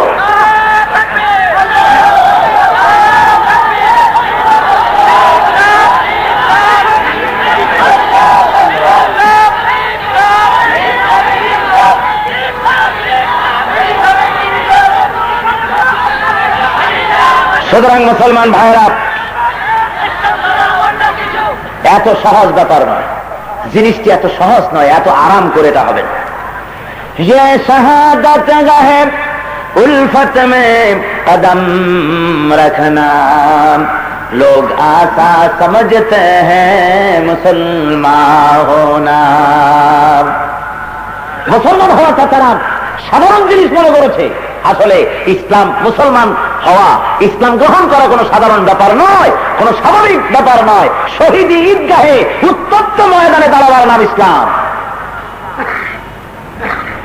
সুতরাং এই ঘটনার উল্লেখ করে আল্লাহ রাব্বুল আলামিন প্রকারান্তরে মক্কার কাফেরদেরকে সম্বোধন করে আল্লাহ হুঁশিয়ার করে দিচ্ছেন, শোনো, মুহাম্মদ সাল্লাল্লাহু আলাইহি ওয়াসাল্লাম তিনিও তোমাদের সামনে যে কথাগুলি বলতেছেন, তোমাদের বদদোয়া করতেছেন না। ওই লোকটি যেমন শহীদ হয়ে যাওয়ার পরেও তোমাদের জন্য দোয়া করেছেন, আর বেঁচে থাকতেও দোয়া করেছেন, অনুরূপ ভাবে মুহাম্মদ সাল্লাল্লাহু আলাইহি ওয়াসাল্লাম এবং তার সাথী সঙ্গীরা তারা তোমাদের জন্য দোয়া করতেছেন, তোমাদের জন্য বদদোয়া করতেছেন না, তোমাদের কল্যাণ কামনা করেন তারা। কি বলেন, আল্লাহর নবী কি বদদোয়া করেছেন কখনো? জোরে বলেন, করেছেন। আমার নবীর মতো শরীফ, আমার নবীর মতো অমায়িক, এত সুন্দর ব্যবহার, রহমতের নবী পৃথিবীতে আর কেউ আসছে? ভাইরা আমার, আল্লাহ রাব্বুল আলামিন বলেন, ওয়া মা আরসালনাকা ইল্লা রাহমাতাল লিল আলামিন। সবাই পড়েন, ওয়া মা আরসালনাকা ইল্লা রাহমাতাল লিল আলামিন। করুণার উচ্চ প্রতীক হয়ে এসেছেন আল্লাহর নবী জনাবে মুহাম্মদ রাসূলুল্লাহ সাল্লাল্লাহু আলাইহি ওয়াসাল্লাম। বন্ধুগণ, সরওয়ারে কায়নাত মদিনা মুনাওয়ারা থেকে একবার তিনি উমরা করার জন্য এসেছিলেন। কাবা শরীফের চাবি চেয়েছিলেন। কাবার চাবি রক্ষক চাবি তো দিলই না, উল্টা আল্লাহর হাবিবকে গাল দিল। সাহাবায়ে কেরাম অ্যাকশন নিতে চাইলেন, হুজুর বললেন না। তিনি শুধু স্বভাব সুলভ ভাব গম্ভীর কণ্ঠে লোকটিকে বললেন, তুমি আজকে আমাকে চাবি দিলে না, কিন্তু মনে রেখো সেদিন বেশি দূরে নয় যেদিন এই চাবি এই ঘরের মূল রক্ষকের হাতে ফিরে আসবে। সুবহানাল্লাহ বিহামদি। এতটুকুন কথাই বলেছেন, আর কিছু বলেননি। পরে ফাতে মক্কার দিনে, মক্কা বিজয়ের দিনে আল্লাহর নবী যখন মসজিদে হারামের ভিতরে প্রবেশ করেছেন, বাইতুল্লাহর কাছে যখন চলে গেছে, না যার চাবি চাওয়া লাগে নাই, চাবির রক্ষক নিজে চাবি নিয়ে এসে হাজির। জোরে বলেন সুবহানাল্লাহ। আজার চাবি চাওয়া লাগে নাই, চাবি যার কাছে ছিল সে দৌড়ে চলে এসেছে। খেলার নাম বাবাজি। 10,000 সৈন্য রাসূলের সাথে 10,000 তরবারি চমকাচ্ছে। চাবির ধারক বাহক এসে বলছেন, এই নিন চাবি, ঘরের মধ্যে ঢুকুন, নামাজ পড়ুন, যা খুশি করেন। আর কাঁপতেছে কলা পাতার মতো থরথর করে। হুজুর চাবি নিয়ে ঘর খুললেন, ভেতরে ঢুকে মূর্তিগুলি ফেলে দেওয়ার ব্যবস্থা করলেন, নামাজ আদায় করলেন। তারপরে বেরিয়ে ওই লোকটাকে ডাকলেন, এদিকে। লোকটা কাছে এলো, আল্লাহর নবী চাবিটা তুলে তার হাতে দিয়ে দিলেন, বললেন, শোনো, তোমার কাছ থেকে এই চাবি জালিম ছাড়া আর কেউ নিতে পারবে না। সুবহানাল্লাহ, সুবহানাল্লাহ। লোকটি অবাক হয়ে তাকিয়ে রইল। লোকটির মুখ থেকে বেরিয়ে গেল, আমি মনে করেছিলাম আপনি একজন বিজয়ী বাদশাহ, একজন সম্রাট হয়ে গেছেন, একজন নামকরা বাদশাহ হয়ে গেছেন, বিজয়ী বাদশাহ বলে আমি মনে করেছিলাম।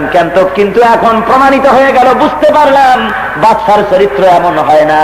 এমন মহানুভব, এমন উদার চরিত্র কেবলমাত্র নবীদেরই হতে পারে।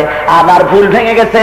আশহাদু আল্লাহ ইলাহা ইল্লাল্লাহু ওয়াহদাহু লা শারীকা লাহু ওয়া আশহাদু আন্না মুহাম্মাদান আবদুহু ওয়া রাসূলুহু।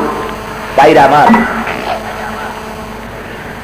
সরওয়ারে কায়নাত জনাবে মুহাম্মদ রাসূলুল্লাহ সাল্লাল্লাহু আলাইহি ওয়াসাল্লাম তিনিও বদদুয়া করেন নাই। আল্লাহ তাই বুঝাচ্ছেন যে তোমাদের কাছে যে রাসূল এসেছেন তিনি তোমাদের জন্য অকল্যাণকামী নন, তিনি তোমাদের কল্যাণকামী।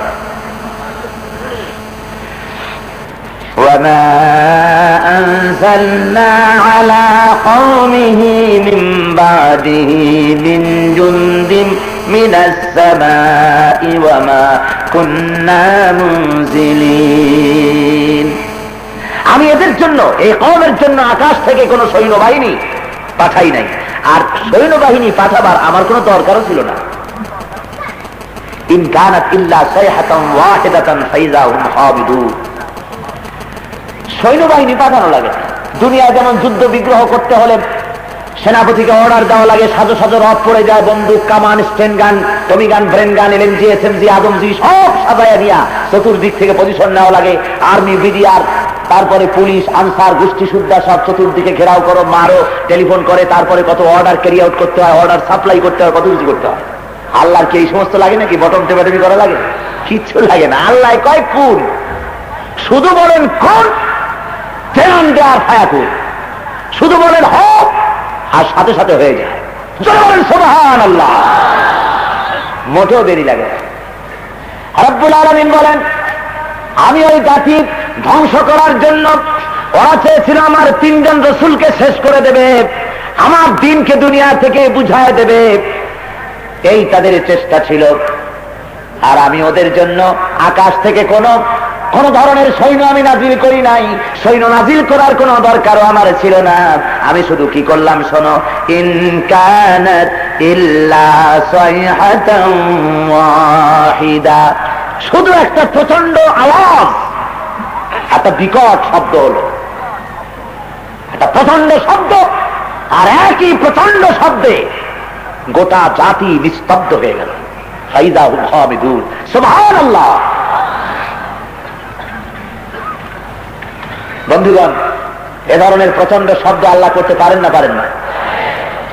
জোরে গান পারেন কিনা? বাংলাদেশে কামান টামান যতগুলো আছে সমস্ত কামানগুলো একসাথে দাগাইলে আকাশের একটা গর্জনের সমান হবে? জোরে বলেন হবে? যদি দেন দেওয়ান, মানুষগুলি হাট ফেল করবে।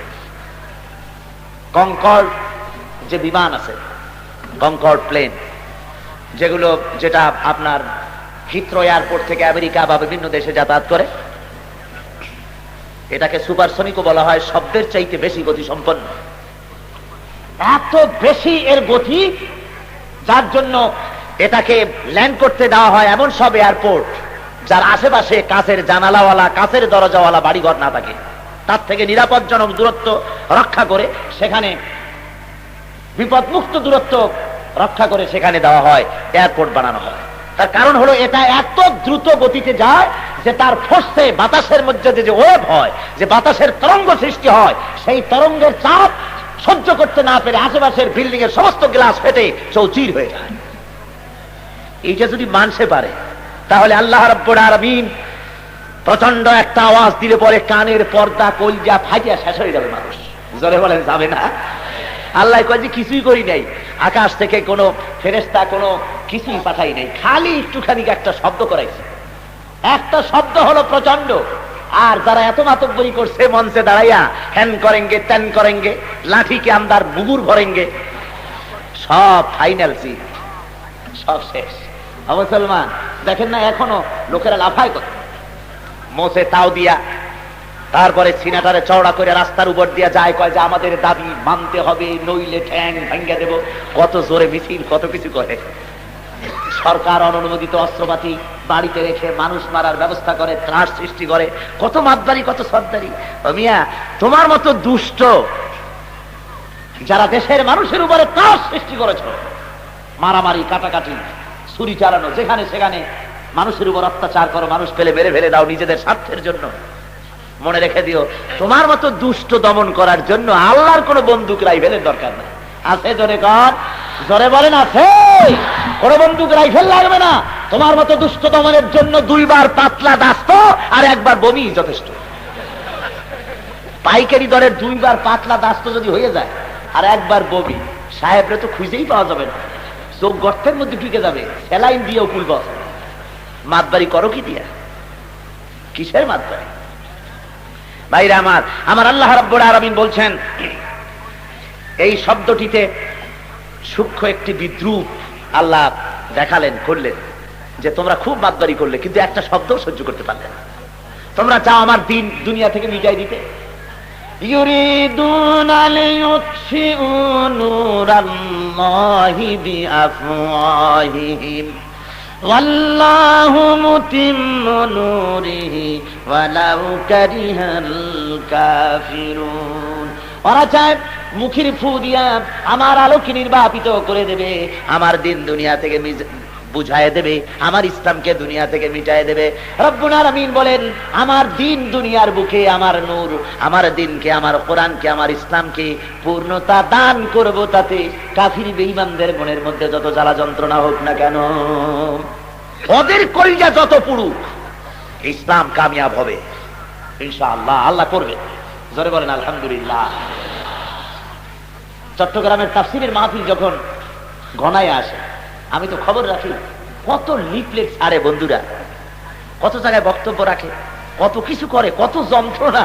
এই মাহফিল, আল্লাহ বৃষ্টি যেন হয়, যেন মাহফিলটা হইতে না পারে, তখন আবার আল্লাহরেও ডাকে যাতে এটা না হয়। কত রকমের চেষ্টা করে, দেখেন না, চোরেও কিন্তু আল্লাহরে ডাকে চুরি করতে, যে আল্লাহ যেন ধরা না পড়ি। এরাও আল্লাহর কাছে কত কিছু মানত করে, তারপরে বিভিন্ন জায়গায় কত সভা সমিতি করিয়া ঠেকাবার চেষ্টা করে, কিন্তু আল্লাহ কয় ঠেকাইতে পারবি না, ঠেকাইতে পারবি না। আবু জেহেল চেয়েছিল মক্কায় নবীর কণ্ঠকে স্তব্ধ করে দেবে, আল্লাহু আকবার ধ্বনি বন্ধ করে দেবে, কিন্তু আবু জেহেলের বাপেও পারছে। জোরে বলেন পেরেছে? আবু জেহেলের গোষ্ঠী সাপ, ওর বংশে বাতি দিতেও কেউ নাই, আর এমন কোন সিনায় জুরাত কারো নাই যে দাঁড়িয়ে সমাজে বলবে আবু জাহেলের গোষ্ঠীর মানুষ আমি। বলতে পারবে? লোকেরা তো তখনই ধরবে যে আবু জাহেলে তো পাই নাই, তোরে পাইছি। এ সাহসও কারো নাই যে আমি আবু জাহেলের গোষ্ঠীর মানুষ। আবু জাহেল মরে গেছে, ও নাই। ওর বাড়িতে, মানে খারাপ কাজ করলে যা হয়, ওর বাড়িতে হইছে গণ শৌচাগার। গণ শৌচাগার বোঝেন তো? পাবলিক স্যানিটেশন, মানে পায়খানা, সোজা কথায়। সারা দুনিয়ার হাজিরা মনের সুখে যা করা। ওর বংশে বাতি দিতে কেউ নাই, আর ইসলামের কথা, নবীর কথা, ওয়ারাফা'না লাকা যিকরাক। সুবহানাল্লাহ, সুবহানাল্লাহ বিহামদিহি। আমি প্রায় বলে থাকি, আমি যখন স্কটল্যান্ডে গিয়েছিলাম প্রোগ্রাম করতে, সান্ডারল্যান্ড একটা জায়গার নাম, এটা হলো নর্থ সির পারে, উত্তর সাগরের পারে বক্তৃতা করতেছি। সেখানে মুসলমান, ইহুদি, খ্রিস্টান, বাংলাদেশি, আরাবিয়ান, পাকিস্তানি, নানান দেশের লোকেরা বসে আছে। আজানে রক্ত হলো, আর মাইকে আজান ঘোষিত হলো, আশহাদু আন্না মুহাম্মাদার রাসূলুল্লাহ। সবাই পড়েন, আশহাদু আন্না মুহাম্মাদার রাসূলুল্লাহ। আযান যখন হতে লাগলো, আযানের আওয়াজ, এক তিন দিকে রয়েছে পাহাড় পর্বত, দালান কোঠা রয়েছে, আর একদিকে রয়েছে সমুদ্র। পাহাড়ে পর্বতে সাদায়ে বাজে গাছ, ধ্বনিত প্রতিধ্বনিত, রণিত অনুরণিত হয়ে ইথারের অক্সিজেনে বাতাসের বুক ছেড়ে এ আজানের আওয়াজ ছড়িয়ে পড়লো মহাসাগরের উপর দিয়ে, সব দিকে যেতে লাগলো। আমার মনে পড়ে গেল আবু জেহেলের কথা। মক্কায় বন্ধ করে দিতে চেয়েছিল আওয়াজ, আর ওই আওয়াজ আল্লাহ রাব্বুল আলামিন পাশ্চাত্যে নিয়ে গেছেন, আমেরিকায়, ইউরোপে, আফ্রিকায়, সাউথ আফ্রিকায়, ল্যাটিন আমেরিকায়, অস্ট্রেলিয়ায়, এশিয়ায়, দুনিয়ার সব জায়গায় চলে গেছে। মনে পড়ল বিশ্বকবি, কবি সম্রাট আল্লামা ইকবাল রহমতুল্লাহ আলাইহির কথা, মাগরিব কি ওয়াদিউ মে গूंजी আযা हमारी कम था न था किसी से सैले रवा हमारा। প্রাচ্য এবং প্রতীচ্যে, পাহাড়ে পর্বতে, সমুদ্রে মহাসমুদ্রে ধ্বনিত প্রতিধ্বনিত হবে আমার আযান। কে ঠেকাবি? ইসলামের এই গণজোয়ার ঠেকাতে পারবি না। বরং যারা এই গণজোয়ারের সামনে প্রতিবন্ধকতার সৃষ্টি করছো, ফিরে আসো, জোয়ারে সামিল হও, জোয়ারে সামিল হও। এখনো জামাতে আছে স্থান। খেলায় খেলায় কি জানি ঘুমিয়ে কাজা করেছে ফজর, তখনও জাগুনি যখনও জোহর। খেলায় খেলায় কেটেছে আসর, মাগরিবের ওই শুনি আজান। জামাতে সামিল হও রে, এর সাথে এখনো জামাতে কথা কন না কেন, আছে স্থান। জামাতে এখন স্থান আছে, সামিল হয়ে যাও ইসলামের গণজোয়ারে।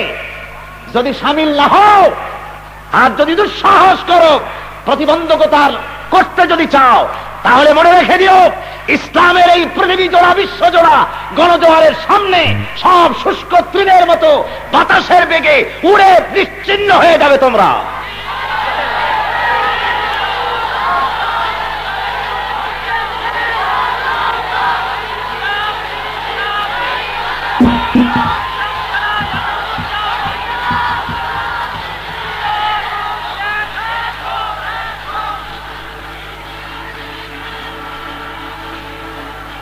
ভাইরা আমার, আল্লাহ রাব্বুল আলামিন এরপরে বলতেছেন, ইয়া হাসরাতান আলাল ইবাদ মা ইয়াতিহিম মির রাসূলিন ইল্লা কানু বিহি ইস্তাহজিউন।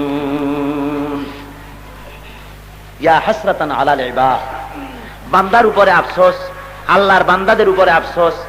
মা ইয়াতিহিম মির রাসূলিন ইল্লা কানু বিহি ইস্তাহজিউন, এমন একজন রসুল এলো না যার সাথে এরা ঠাট্টা করলো না, বিদ্রুপ করলো না, পাগল বললো না, গালি দিল না। যারই পাঠাইলাম তার সাথে ওরা এই ব্যবহারগুলি করলো। কি বলেন, ঠিক না?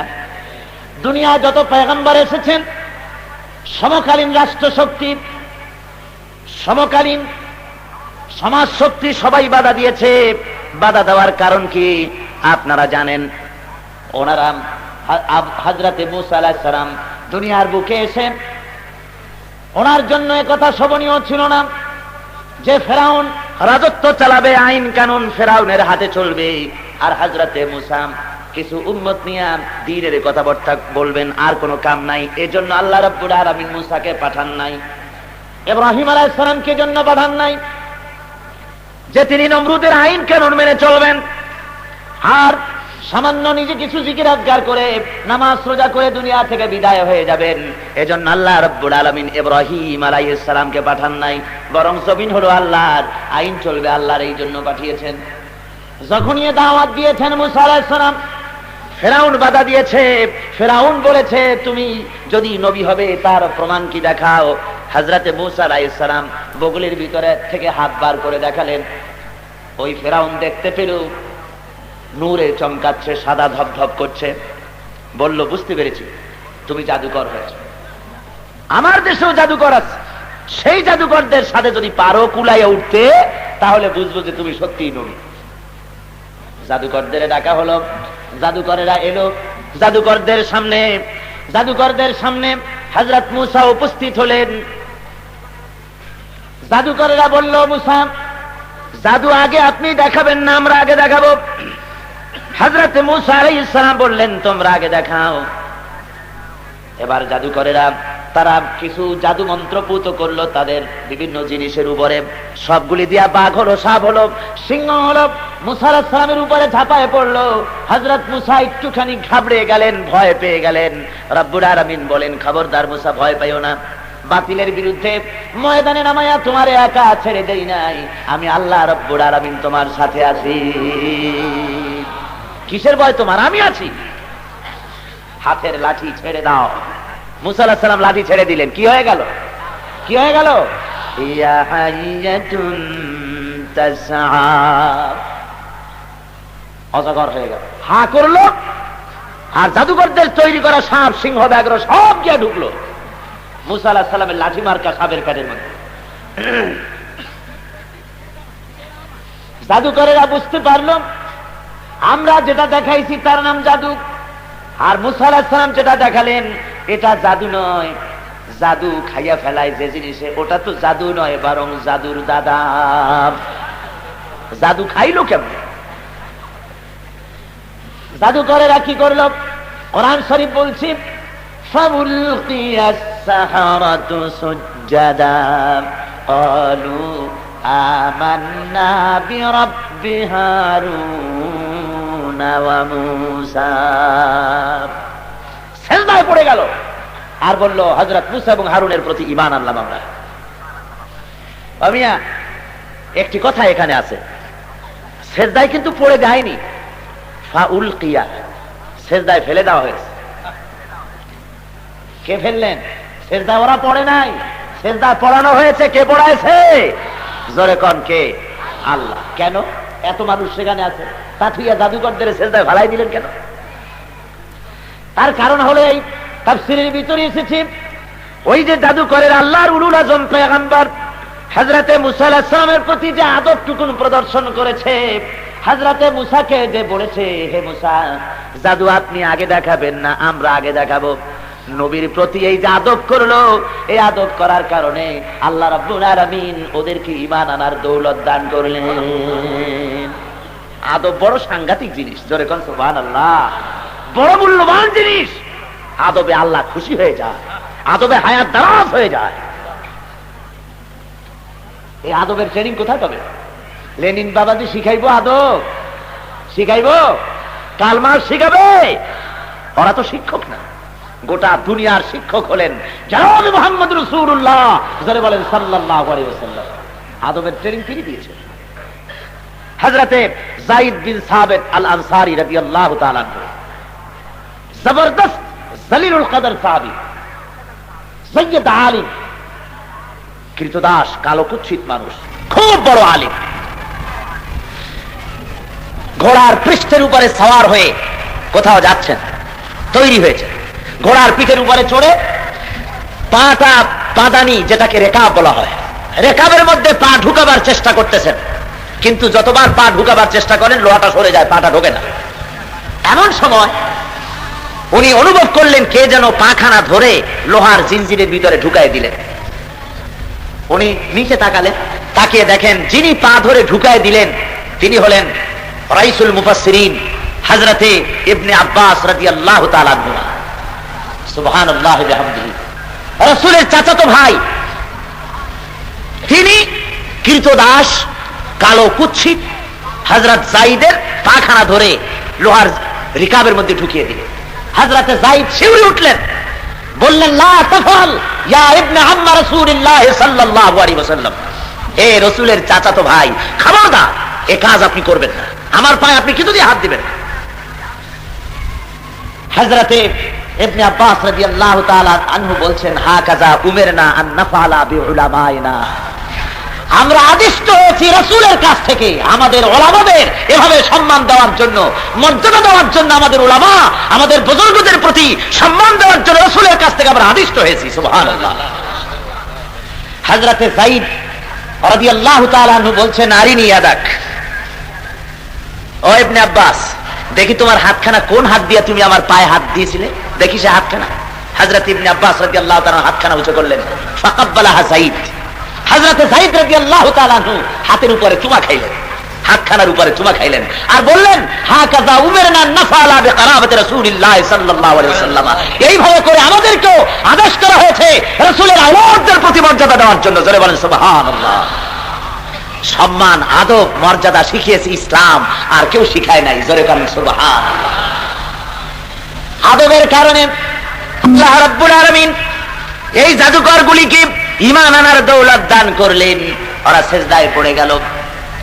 এরপরে ফেরাউন অর্ডার করে দিল, আমার উপর ঈমান না এনে মুসার খোদার পর ঈমান এনেছি, সুতরাং এদের হাত কাটো, ডান হাত কাটো, বাম পাও কাটো, আবার বাম হাত কাটো, ডান পাও কাটো, মিন খিলাফ, একটা উল্টা আর একটা কাটো।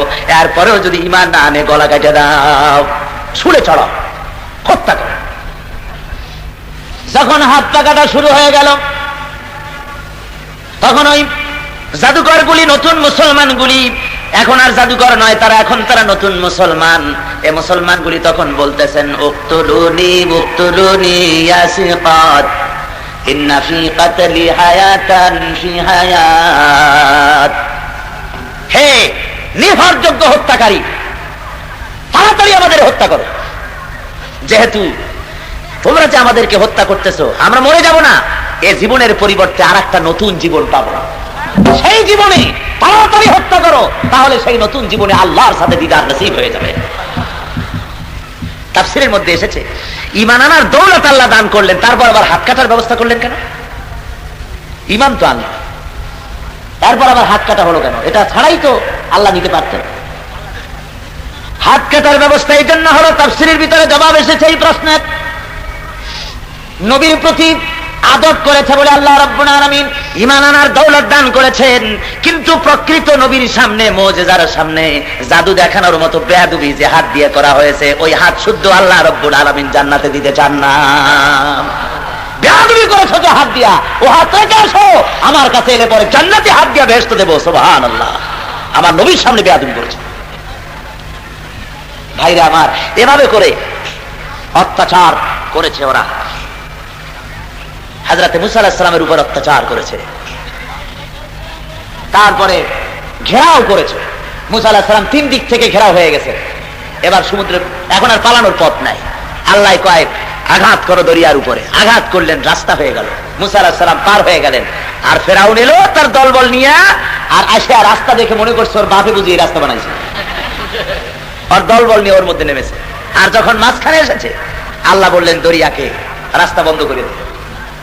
রাস্তা বন্ধ হয়ে গেছে। এখন যা শুরু হয়েছে তাতে বোঝে, খালি চুবনি, পানি খাইতে খাইতে অস্থির হয়ে গেছে। পানি খেতে খেতে অস্থির হয়ে ফেরাউন এবার বলতেছি আমানতু আন্নাহু লা ইলাহা ইল্লাল্লাযী আমানাত বিহি বানু ইসরাঈল। আমি ঈমান আনলাম, আমি ঈমান আনলাম সেই আল্লাহর উপরে যার উপরে বনি ইসরাঈল ঈমান আনছে। ওয়া আনা মিনাল মুসলিমিন, আর আমি তো একজন মুসলমান। আল্লাহ আমারে এখন আর চুবাও কেন? আমি তো মুসলমান হয়ে গেছি। আল্লাহ কয় যে এখন আর তুমি এতদিন ধরে আমার মানুষের উপরে নিজের রাজত্ব চালিয়েছো, এখন কোথায় যাবা? ভাইরা আমার, এমনি করে যখনই কোন পয়গম্বর দুনিয়া এসেছেন, আল্লাহ বলেন প্রতিটি পয়গম্বরের সঙ্গে এরা বিরোধিতা করেছে, তারপরে আমিও তাদের ইন্তেকাম নিয়েছি। ওরা বিরোধিতা করেছে। আল্লাহ মুসা আলাইহিস সালামের সঙ্গে, হযরত ইব্রাহিম আলাইহিস সালামের সঙ্গে, এমনি করে প্রতিটি পয়গম্বরের সঙ্গে তারা বেয়াদবি করেছে। কাউকে করাত দিয়ে চিরেছে, কাউকে জবাহ করেছে, কাউকে টুকরা টুকরা করেছে, কাউকে বা লোহার চিরুনি বানায়া গায়ের গোশতগুলি হাড়ের উপর দিয়ে নামায়া দিয়েছে। আল্লাহ রাব্বুল আলামিন বলেন, ও দুনিয়ার মানুষেরা, দ্বীনের সাথে যারা শত্রুতা করো, আমার নবীদের সঙ্গে যারা বেয়াদবি করো, যারা দ্বীনের সাথে বিরোধিতা করো, শুনে নাও। আলাম ইয়ারাউ কাম আহলাকনা ক্বাবলাহুম মিনাল কুরুনি আন্নাহুম ইলাইহিম লা ইয়ারজিউন। তারা কি দেখে নাই তাদের পূর্বে কত জাতিকেই না আমি ধ্বংস করে দিয়েছি? দেখে নাই তারা কত জাতি ধ্বংস করেছি, আর তারা তাদের কাছে ফিরে আসে নাই। কওমে আদ, কওমে সামুদ, কওমে আয়কা, কওমে নূহ, কওমে ফিরাউন, এমনি করে কত জাতি দুনিয়া থেকে আমি আল্লাহ নিশ্চিহ্ন করে দিলাম। আল্লাহ কি প্রচন্ড ক্ষমতা, কি প্রচন্ড ক্ষমতার মালিক, যখন যা খুশি করতে পারেন না? জোরে বলেন পারেন না? ফাআলুল লিমা ইউরিদ, যা খুশি তিনি তাই করতে পারেন, প্রচন্ড ক্ষমতার মালিক তিনি। মেক্সিকো শহরের কথা আপনারা শুনেছেন, বিরাট শহর, যৌন আবেদনের, যৌনাচারের, যৌন পাপের লীলাভূমি, রাজধানী মেক্সিকো। জেনা হচ্ছে, ব্যভিচার হচ্ছে, ব্লু ফিল্ম হচ্ছে, শয়তানি হচ্ছে, বদমাশি হচ্ছে, চরম ভাবে হচ্ছে। আর আল্লাহ রাব্বুল আলামিন অর্ডার করলেন, বললেন কুন, আর সাথে সাথে হয়ে গেল। কি কুন বললেন হ। সমুদ্রের মধ্যে যে তুফান করেন না, কি করেন আপনারা, ঢেউটারে কি করেন? ঢেউ। সমুদ্রে যেমন ঢেউ হয়, আল্লাহ মেক্সিকোর মাটিকে অর্ডার দিলেন ওই রকম ঢেউ হয়। চিন্তা করেন একটু, সমুদ্রে যে ঢেউ হয় ওই রকম ঢেউ যদি মাটির উপরে হয়, অবস্থাটা কি? যখন মাটির উপরে ঢেউ শুরু হয়ে গেল এমনি করে, আর 120 তলা, 80 তলা, 50 তলা বিরাট বিরাট বিল্ডিং গুলি করে বর্গাম, আর ইটগুলি বন্দুকের গুলির মতো চতুর্দিকে ছুটতে লাগলো। হাজার হাজার মানুষ এক নিমিষের ভিতরে একটা মৃত্যু নগরীতে পরিণত হয়ে গেল, সব স্তব্ধ হয়ে গেল। পারেন না আল্লাহ? আমার বন্ধুগণ, কলম্বিয়ার আর্মেরা সহ মাত্র অল্প সময়ের মধ্যে পৃথিবীর ইতিহাস থেকে আল্লাহ মুছে ফেলে দিলেন। 25,000 লোক জীবিত সমাধি হয়ে গেল। কি যে ক্ষমতা আমার আল্লাহ! তাই বলছেন আল্লাহ রাব্বুল আলামিন, কত জাতিকে শেষ করে দিলাম। সুতরাং বিরোধিতা করো না ইসলামের সাথে। এই কথাগুলি বলার কারণ, ইসলামের সাথে বিরোধিতা করো না। তোমরা যে বিরোধিতাটা করো, কেন করতেছো?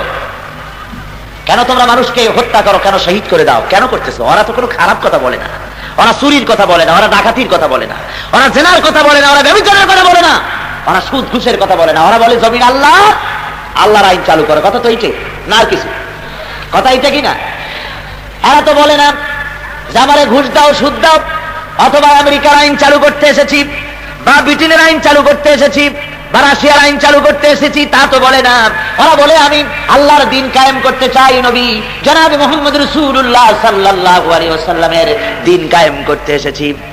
এই কথা যখন বলে, তখন তোমরা তাদেরকে শহীদ করো, তাদের মেরে দাও, তাদের আঘাতের জায়গায় আঘাত দাও, মায়ের কোল থেকে ছিনায় আনাও, মাকে কাঁদাও শহীদ করে করে, যুবক যুবক ছেলেগুলিকে শহীদ করে তার মাকে কাঁদাও, তার বাপকে কাঁদাও।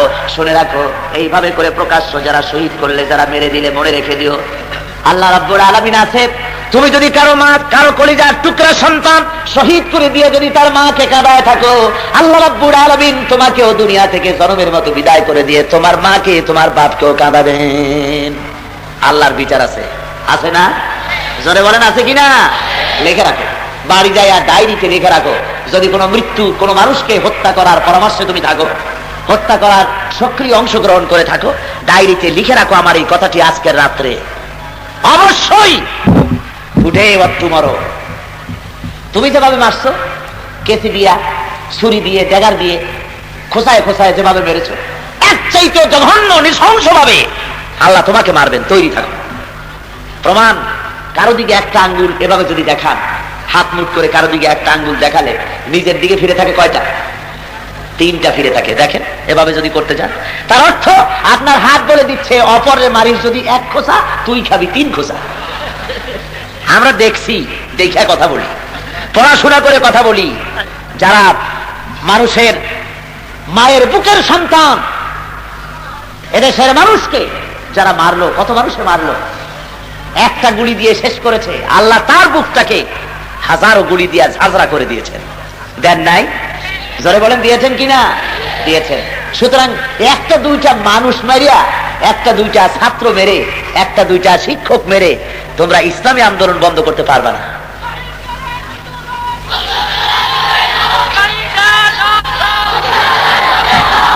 সুতরাং আজকে আল্লাহর দেওয়া বিধান কায়েমের জন্য পয়গম্বরেরা যেভাবে জীবন দিয়েছেন, সাহাবায়ে কেরাম যেভাবে জীবন দিয়েছেন, সেভাবে জীবন বলেন তৈরি আছে। আলহামদুলিল্লাহ, তৈরি থাকতে হবে। যে কোনো মুহূর্তে জীবন দিয়েছেন আল্লাহ, কে দিয়েছেন? সেই আল্লাহ জীবন চাইলে দিতে কোনো আপত্তি আছে? কোনো আপত্তি থাকার কথা না। আমাদের ইতিহাস রয়েছে, মুসলমানেরা জীবনের মায়া করে নাই। যখনই দ্বীনের প্রশ্নে জীবন দেওয়ার প্রশ্ন হয়েছে, জীবন দিয়েছে, জেল জরিমানা খেটেছে। আল্লাহ রাব্বুল আলামিন বলেন, তোমরা যদি এভাবে জান মাল সবকিছু কুরবানি করতে প্রস্তুত থাকো, তাহলে আমার তরফ থেকে এই ওয়াদা চালু হয়ে যাবে, এই আমার তরফ থেকে এই কথাই আসবে, আলা ইন্না নাসরাল্লাহি করিব। কালকের রোগ আবার শুরু হয়েছে। আমি গতকালও বলেছিলাম, হাজারো লোকের আলোচনা শোনার ডিস্টার্ব আপনারা আল্লাহর হস্তে করবেন না, খুব খারাপ। বন্ধুগণ, ইসলামের মহব্বত, আল্লাহর মহব্বত, কোরআনের মহব্বত, স্ত্রী পুত্র পরিজন মা বাপ সবচাইতে বেশি মহব্বত হতে হবে কলেজায় কার? আল্লাহর আর আল্লাহ রসুলের। জোরে বলেন কার? এইটা হলে আপনি পূর্ণ ইমানদার হবেন। ভাইরা আমার, এ ধরনের অনেক ইতিহাস পয়গম্বরেরা দেখিয়েছেন, সাহাবায়ে কেরাম দেখিয়েছেন। আমাদের দেশ উপমহাদেশে বহু মুসলমানেরা, বহু উলামায়ে কেরাম, আউলিয়ায়ে কেরামে আদর্শ দেখায় গিয়েছেন। ব্রিটিশ শাসনের বিরোধিতা করে এই জমিনে দ্বীন প্রতিষ্ঠার লক্ষ্যে যখন ওলামারা আন্দোলন শুরু করেছিলেন, তার ভেতরে ছিলেন হযরতে জাফর থানেশ্বরী রাহমাতুল্লাহ আলাইহি। ইসলামী আন্দোলন করার কারণে ব্রিটিশ গভর্নমেন্ট তাকে গ্রেফতার করলো, গ্রেফতার করে তাকে জেলের মধ্যে রাখলো। বিচার যেদিন হলো, বিচারের পরে তার কালাপানি দ্বীপান্তর হয়ে গেল। তাকে দ্বীপান্তরে নিয়ে যাওয়া হবে, দ্বীপে নিয়ে যাওয়া হবে। তাকে রাস্তায় বের করা হয়েছে, গলায় শিকল পরানো হয়েছে, কোমরে শিকল পরানো হয়েছে, পায়ে বেরি পরানো হয়েছে, হাতে শিকল পরানো হয়েছে। ওই সময়ের একজন জবরদস্ত আলেম তিনি ছিলেন। চুরি করেন নাই, ডাকাতি করেন নাই, জেনার বিচারের প্রশ্নই তো ওঠে না। শুধুমাত্র ইসলামের কারণে, আল্লাহর দ্বীনের কারণে এত বড় আলেমের গলায় শিকল, কোমরে শিকল, পায়ে শিকল, শিকল পরাইয়া টানতে টানতে রওনা করাই দিয়েছে। রাস্তার দুই দিকে অসংখ্য জনসাধারণ দাঁড়িয়ে দেখতেছে। মাওলানা জাফর থানেশ্বরী তিনি সুন্দর করে হেঁটে যাচ্ছেন, মুখের ভিতরে কোনো ভাব, কোনো চিন্তার লেশ মাত্র নাই। খুশি মনে তিনি চলে যাচ্ছেন, দ্বীনের জন্য কবুল করে নিতেছেন শাস্তি। যেতে যেতে এক জায়গায় গিয়ে থমকে দাঁড়িয়ে গেলেন। পুলিশকে বললেন একটু দাঁড়াও। তিনি দেখলেন জনতার ভিড়ে একটা বাচ্চা কোলে নিয়ে বোরকা পরিহিত একটা মেয়ে লোক এক জায়গায় দাঁড়ানো। মাওলানা দাঁড়িয়ে গেলেন। ওই বোরকা পরিহিত মেয়ে লোকটি ছিলেন ওনার বেগম, স্ত্রী। চোখের পানি ফেলে বলছেন, হুজুর আপনি তো চলে যাচ্ছেন, কিন্তু আমাকে আপনি কি বলে যাচ্ছেন? আমি কোথায় থাকবো? আমাদের বাড়ি ঘরটাও তো জ্বালায় দিয়েছে, থাকার জায়গাও নাই, আমি কোথায় যাব?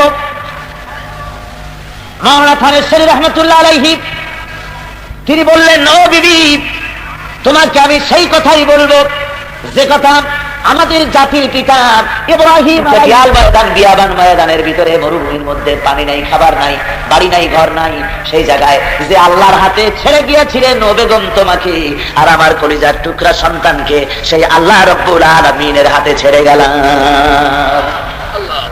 মুসলমান, ইসলামের ইতিহাস এভাবে তৈরি হয়েছে। যারাই দিন প্রচার করতে এসেছে তাদের সাথে বিরোধিতা হয়েছে, মার হয়েছে। আর মার যদি নাই হলো, বিরোধিতা যদি নাই হলো, তাহলে হক আন্দোলন এটা নয়।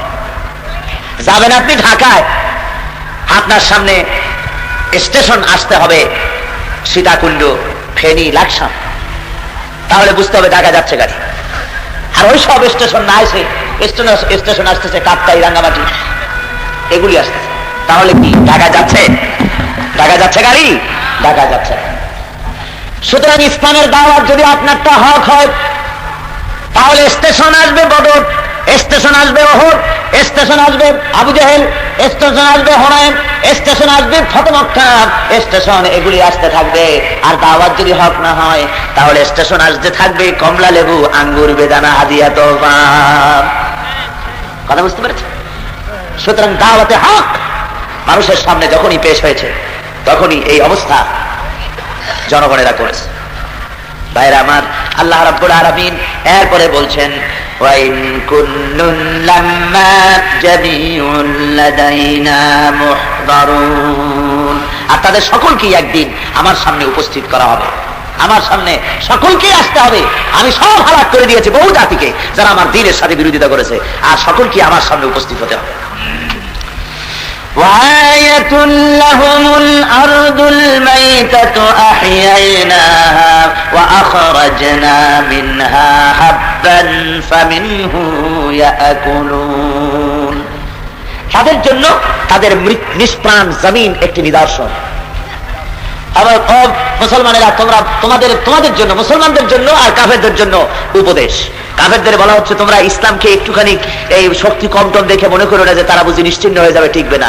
আর মুসলমানদের বলা হচ্ছে তোমরা মনে রেখে দিও, তোমরা কাফেরদের যত বড়ই শক্তি থাকুক না কেন, এই শক্তির মোকাবেলা আল্লাহ রাব্বুল আলামিন তার দ্বীনকে টিকায় রাখবেন, কোনো সন্দেহ নাই। তাওহীদ, রিসালাত ও আখিরাতের আলোচনা আল্লাহ রাব্বুল আলামিন সূরা ইয়াসিনের মধ্যে করেছেন। আল্লাহ বলছেন দেখো এই মৃত্যু জমিনকে আমি চিন্তা করি, নিষ্প্রাণ জমিন, এটা একটা নিদর্শন, আমার শক্তিটা দেখো। মুসলমান কয়েকজন দেখে, নবী একজন, মুসলমান কয়েকজন মনে করেছো যে ইসলাম একেবারে ডুবে যাবে, ইসলাম টেকবে না, ইসলামের পিটাইয়া তাড়ায় দেবে দেশ থেকে, এইরকম মনে করছো। আসলে ঠেকাইতে পারবে না। দেখো না আমি কি করি, কি কায়দায় করি, আমার প্রাকৃতিক দৃশ্যাবলী নিদর্শনাদি দেখে তোমরা এর থেকে প্রমাণ গ্রহণ করো। আল্লাহ বলেন লক্ষ্য করো, এই নিষ্প্রাণ জমিনকে আমি জিন্দা করি এবং তার থেকে আমি ফসল উৎপাদন করি যা তোমরা খাও। আর ওয়াজআলনা ফিহা জান্নাতিম মিন নাখিলিন ওয়া আ'নাবিন ওয়া ফাজ্জারনা ফিহা মিনাল উয়ুন। আর আমি সেই জমিনকে জিন্দা করে তার থেকে ফসল উৎপাদন করি, আঙ্গুর এবং খেজুরের বাগান তৈরি করি এবং তার ভিতরে ঝর্ণা ধারা প্রবাহিত করি যার থেকে ফল হয়, ফলমূল হয়, আর তোমরা তা খাও। ওমা আমিলাতুহু আইদিহিম, এগুলি সব তোমাদের হাতের তৈরি করা না। আফালা ইয়াশকুরুন, কেন শুকর আদায় করো না, কেন শুকর আদায় করো না? আল্লাহ এগুলি দৃষ্টান্ত দিয়ে বুঝাচ্ছেন, আমি তো সব করি, এ খাওয়াই, আমি পড়াই, আমি জমিনে ফসল দিই, আমি কেন শুকর করো না? আল্লাহ রাব্বুল আলামিন বলেন তোমার জমিনে যে বৃষ্টি হয়, এই বৃষ্টিগুলি আমি আল্লাহ রাব্বুল আলামিন আকাশ থেকে বৃষ্টি দেই। কেমনে দেই দেখো, আল্লাহুল্লাযী আরসালার রিয়াহা ফাতুসিরু সাহাবা ফাসুকনাহু ইলা বালাদিন মাইয়িতিন ফাআহইয়ানা বিহিল আরদা বা'দা মাউতিহা কাযালিকান নুশুর। সমুদ্রের পানিগুলি আমি বাষ্পীয় আকারে মেঘমালায় পরিণত করি, ওই মেঘ আমি ছড়াই দিই, চতুর্দিকে বৃষ্টি হয়। সমুদ্রের পানি নোনা না মিঠা? জলে কন্যা নোনা না মিষ্টি? নোনা পানি। রব্বুল আলামিন বলেন লাউ নাশাউ জাআলনাহু উজাজান ফালাউলা তাশকুরুন। ওই নোনা পানিগুলি, নোনা পানি অবস্থায় যদি নাজিল করতাম তাহলে জমিন তোমার ফসল দিতে পারতো না। আমি ওই নোনা পানিকে বৃষ্টি করে জমিনে নাজিল করে দেই, কেন শুকর আদায় করো না? কেন তোমরা শুকরিয়া আদায় করো না? ওই পানি কে নামায়? তুমি নামাও না, আমি নামাই। আনতুম আনজালতুমুহু মিনাল মুজনি আম নাহনুল মুনজিলুন। কে নামায় পানি? বৃষ্টি কে দেয়? তুমি দাও না, আমি দেই। যদি তোমাদের শক্তি থাকে পানি নামাও না। ইথিওপিয়ায় আজকে এক যুগের মতো হয়ে গেল, পানি নাই, পানির অভাবে গোটা দেশ খরায় শেষ হয়ে গেল, মানুষ মরতে মরতে প্রায় সব শেষ। দুনিয়ার সমস্ত বন্দুক, সমস্ত অস্ত্রপাতি আকাশের দিকে ফিরাইয়া যদি বলা হয় যে বৃষ্টি এখনই দেওয়া লাগবে, তাতে কিছু হবে? দুনিয়ার সব মানুষ যদি বৃষ্টি নামাবার জন্য অনশন ধর্মঘট করে, না খাইয়ে থাকে, তাতে কি হবে? কোন লাভ হবে? কিচ্ছুই হবে। আল্লাহ বলেন এইভাবে করে আকাশ থেকে পানি দিয়ে আমি তোমাদের খেতে দেই, বৃষ্টি দেই, পানি, মিষ্টি পানি দেই, খাবারের ব্যবস্থা করি। রব্বুল আলামিন আবার বলেন ইয়া আইয়ুহান নাসু যকুরু নি'মাতাল্লাহি আলাইকুম হাল মিন খালিকিন গায়রুল্লাহ। হে মানুষ, স্মরণ করো তোমার সেই আল্লাহকে, তিনি ছাড়া কোন সৃষ্টিকর্তা তোমার আছে? ইয়ারযুকুকুম মিনাস সামাই ওয়াল আরদ, যিনি আসমান আর জমিন থেকে তোমাদের খাওয়াইতে পারে। আছে কেউ? জোরে বলেন, কেউ আছে? কেউ নাই। আল্লাহ রাব্বুল আলামিন খাওয়ান। আল্লাহ বুঝাচ্ছেন যে বোঝো ভালো করিয়া, কেন আমার গোলামি করবে না, আমার দাসত্ব কেন করবে না, কি জন্য আমার আইন মানবে না? রাব্বুল আলামিন বলেন এইভাবে করে আমি তোমাদের খানা পিনার বন্দোবস্ত করেছি, তোমাদের সবকিছু আমি দিয়েছি। এরপরে আরো লক্ষ্য করো, আরো নিদর্শন আমি দিতেছি, ওয়ায়াতুল লাহুমুল লাইলু নাসলাহু মিনহুন নাহারা ফাইদা হুম মুজলিমুন। তাদের জন্য রাত একটি নিদর্শন। এই রাতকে আমি দিনকে রাতের উপর থেকে আমি সরাই দেই, ফাইদা হুম মুজলিমুন, তারপরে অন্ধকারে সব ছেয়ে যায়। আর والشمس تجري لمستقر لها ذلك تقدير العزيز العليم। আর সূর্য তার মঞ্জিলের পানে এগিয়ে যাচ্ছে। আরে সবকিছুই মহাপরাক্রমশীল আল্লাহ রাব্বুল আলামিনের এক বিরাট ব্যবস্থাপনার মাধ্যমে সবকিছুই হচ্ছে। আল্লাহ রাব্বুল আলামিন আরো বলেন, ওয়াল কামারা কদ্দারনাহু মানাজিলা হাত্তা আদা কাল উরজুনিল কাদিম। আর চন্দ্র তার নির্দিষ্ট কতগুলি মঞ্জিল আছে, সেই মঞ্জিলের উপরে সে আবর্তিত হয় আর শেষ পর্যন্ত শুকনা খেজুরের ডালে পরিণত হয়ে যায়, শুকনা খেজুরের ডালের মতো হয়ে যায়। لا الشمس ينبغي لها أن تدرك القمر ولا الليل سابق النهار وكل في فلك يسبحون। রব্বুল আলামিন বলেন, আমার কুদরত লক্ষ্য করো, আমার কুদরত লক্ষ্য করো। সূর্য পারে না চন্দ্রকে ধরিতে, আর রাত পারে না দিনকে ছাড়াইয়া যেতে, আর যা কিছু আছে মহাশূন্যের উপরে সব কিছু ঘুরে বেড়াতেছে। জোরে বলেন সুবহানাল্লাহ। এ বিরাট পৃথিবীর মধ্যে যা কিছু হচ্ছে সব আমার কুদরত দ্বারাই হচ্ছে। চাঁদের ক্রমহ্রাস এবং ক্রমবর্ধমান, আস্তে করে চাঁদ কমতে থাকে, শুক্ল পক্ষে চাঁদ বাড়তে থাকে, কৃষ্ণ পক্ষে চাঁদ কমতে থাকে। আল্লাহর নবীর কাছে প্রশ্ন করা হয়েছে, নবীজি চাঁদের এই ক্রমবর্ধমান এবং ক্রমহ্রাস অবস্থা কেন? নবী আমার কোনো জবাব দেন না যতক্ষণ পর্যন্ত জিবরাইল না বলেন।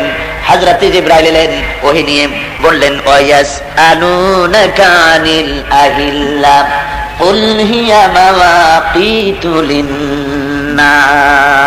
ও নবী, আপনাকে প্রশ্ন করা হয়, আপনাকে প্রশ্ন করা হয় চাঁদের ক্রমবর্ধমান এবং ক্রমহ্রাস সম্পর্কে আপনি বলে দেন। চাঁদ হলো একটি মানুষের জন্য আমি আল্লাহ রাব্বুল আলামিন চাঁদকে একটা চিরস্থায়ী ক্যালেন্ডারের মতো আমি বানাই দিয়েছি। জোরে বলেন সুবহানাল্লাহ। মাস দিন তারা যেন গণনা করতে পারে, এই জন্য আমি চাঁদকে বানিয়ে দিয়েছি তাদের মাথার উপরে একটি ক্যালেন্ডারের মতো।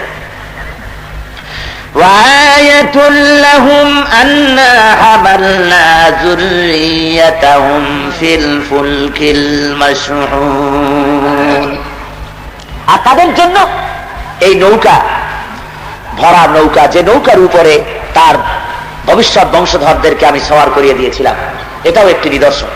وَخَلَقْنَا لَهُم مِّن مِّثْلِهِ مَا يَرْكَبُونَ। এরপরে আমি অনেক নৌকা বানিয়ে দিয়েছি অনুরূপ ভাবে, যার উপরে তারা চড়ে বেড়ায়। এটা কি কথা? এটা হলো হযরত নূহ আলাইহিস সালামের নৌকার কথা বলা হচ্ছে। হযরত নূহ আলাইহিস সালাম ইতিহাস প্রমাণ করে, হযরত নূহ আলাইহিস সালামের আগে নদী পারাপারের বন্দোবস্ত সম্পর্কে লোকেদের কিছুই জানা ছিল না। সর্বপ্রথম নৌকা আবিষ্কার করেন কে?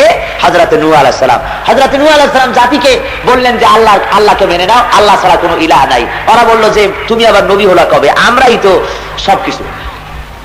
হযরত নূহ আলাইহিস সালাম 950 বছর পর্যন্ত জাতিকে বুঝালেন, জাতি কোন রকম মানল না।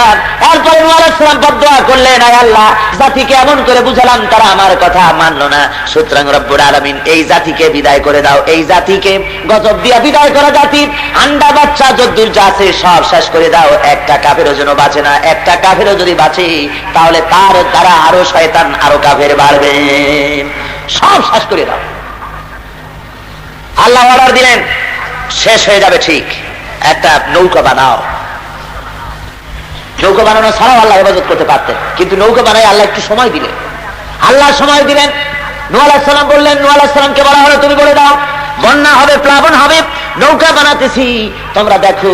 আল্লাহ বলেন এই হিকমত দিলাম, অবকাশ দিলাম, লোকেরা যদি নৌকা বানানো দেখে যদি বোঝে যে বন্যা সত্যি হবে, আর যদি ঈমান আনে তাহলে বিগত জীবনের গুনাহ আমি আল্লাহ মাফ করে দিব। ওরা করলো কি? কয় যে নৌকা যখন বানানো হয়েছে এখন এইটাই কাম সারতে হবে। কি করতে হবে? ওরা এসে পায়খানা করা শুরু করে দিল নৌকার মধ্যে। বুঝলেন মানুষ কি বেকায়দার চিন্তা করে?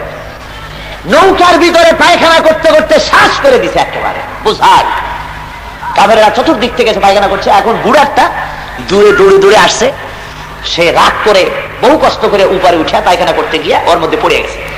চুবনি খাইয়া টাইয়া তারপরে সাঁতার কাটতে কাটতে উঠছে।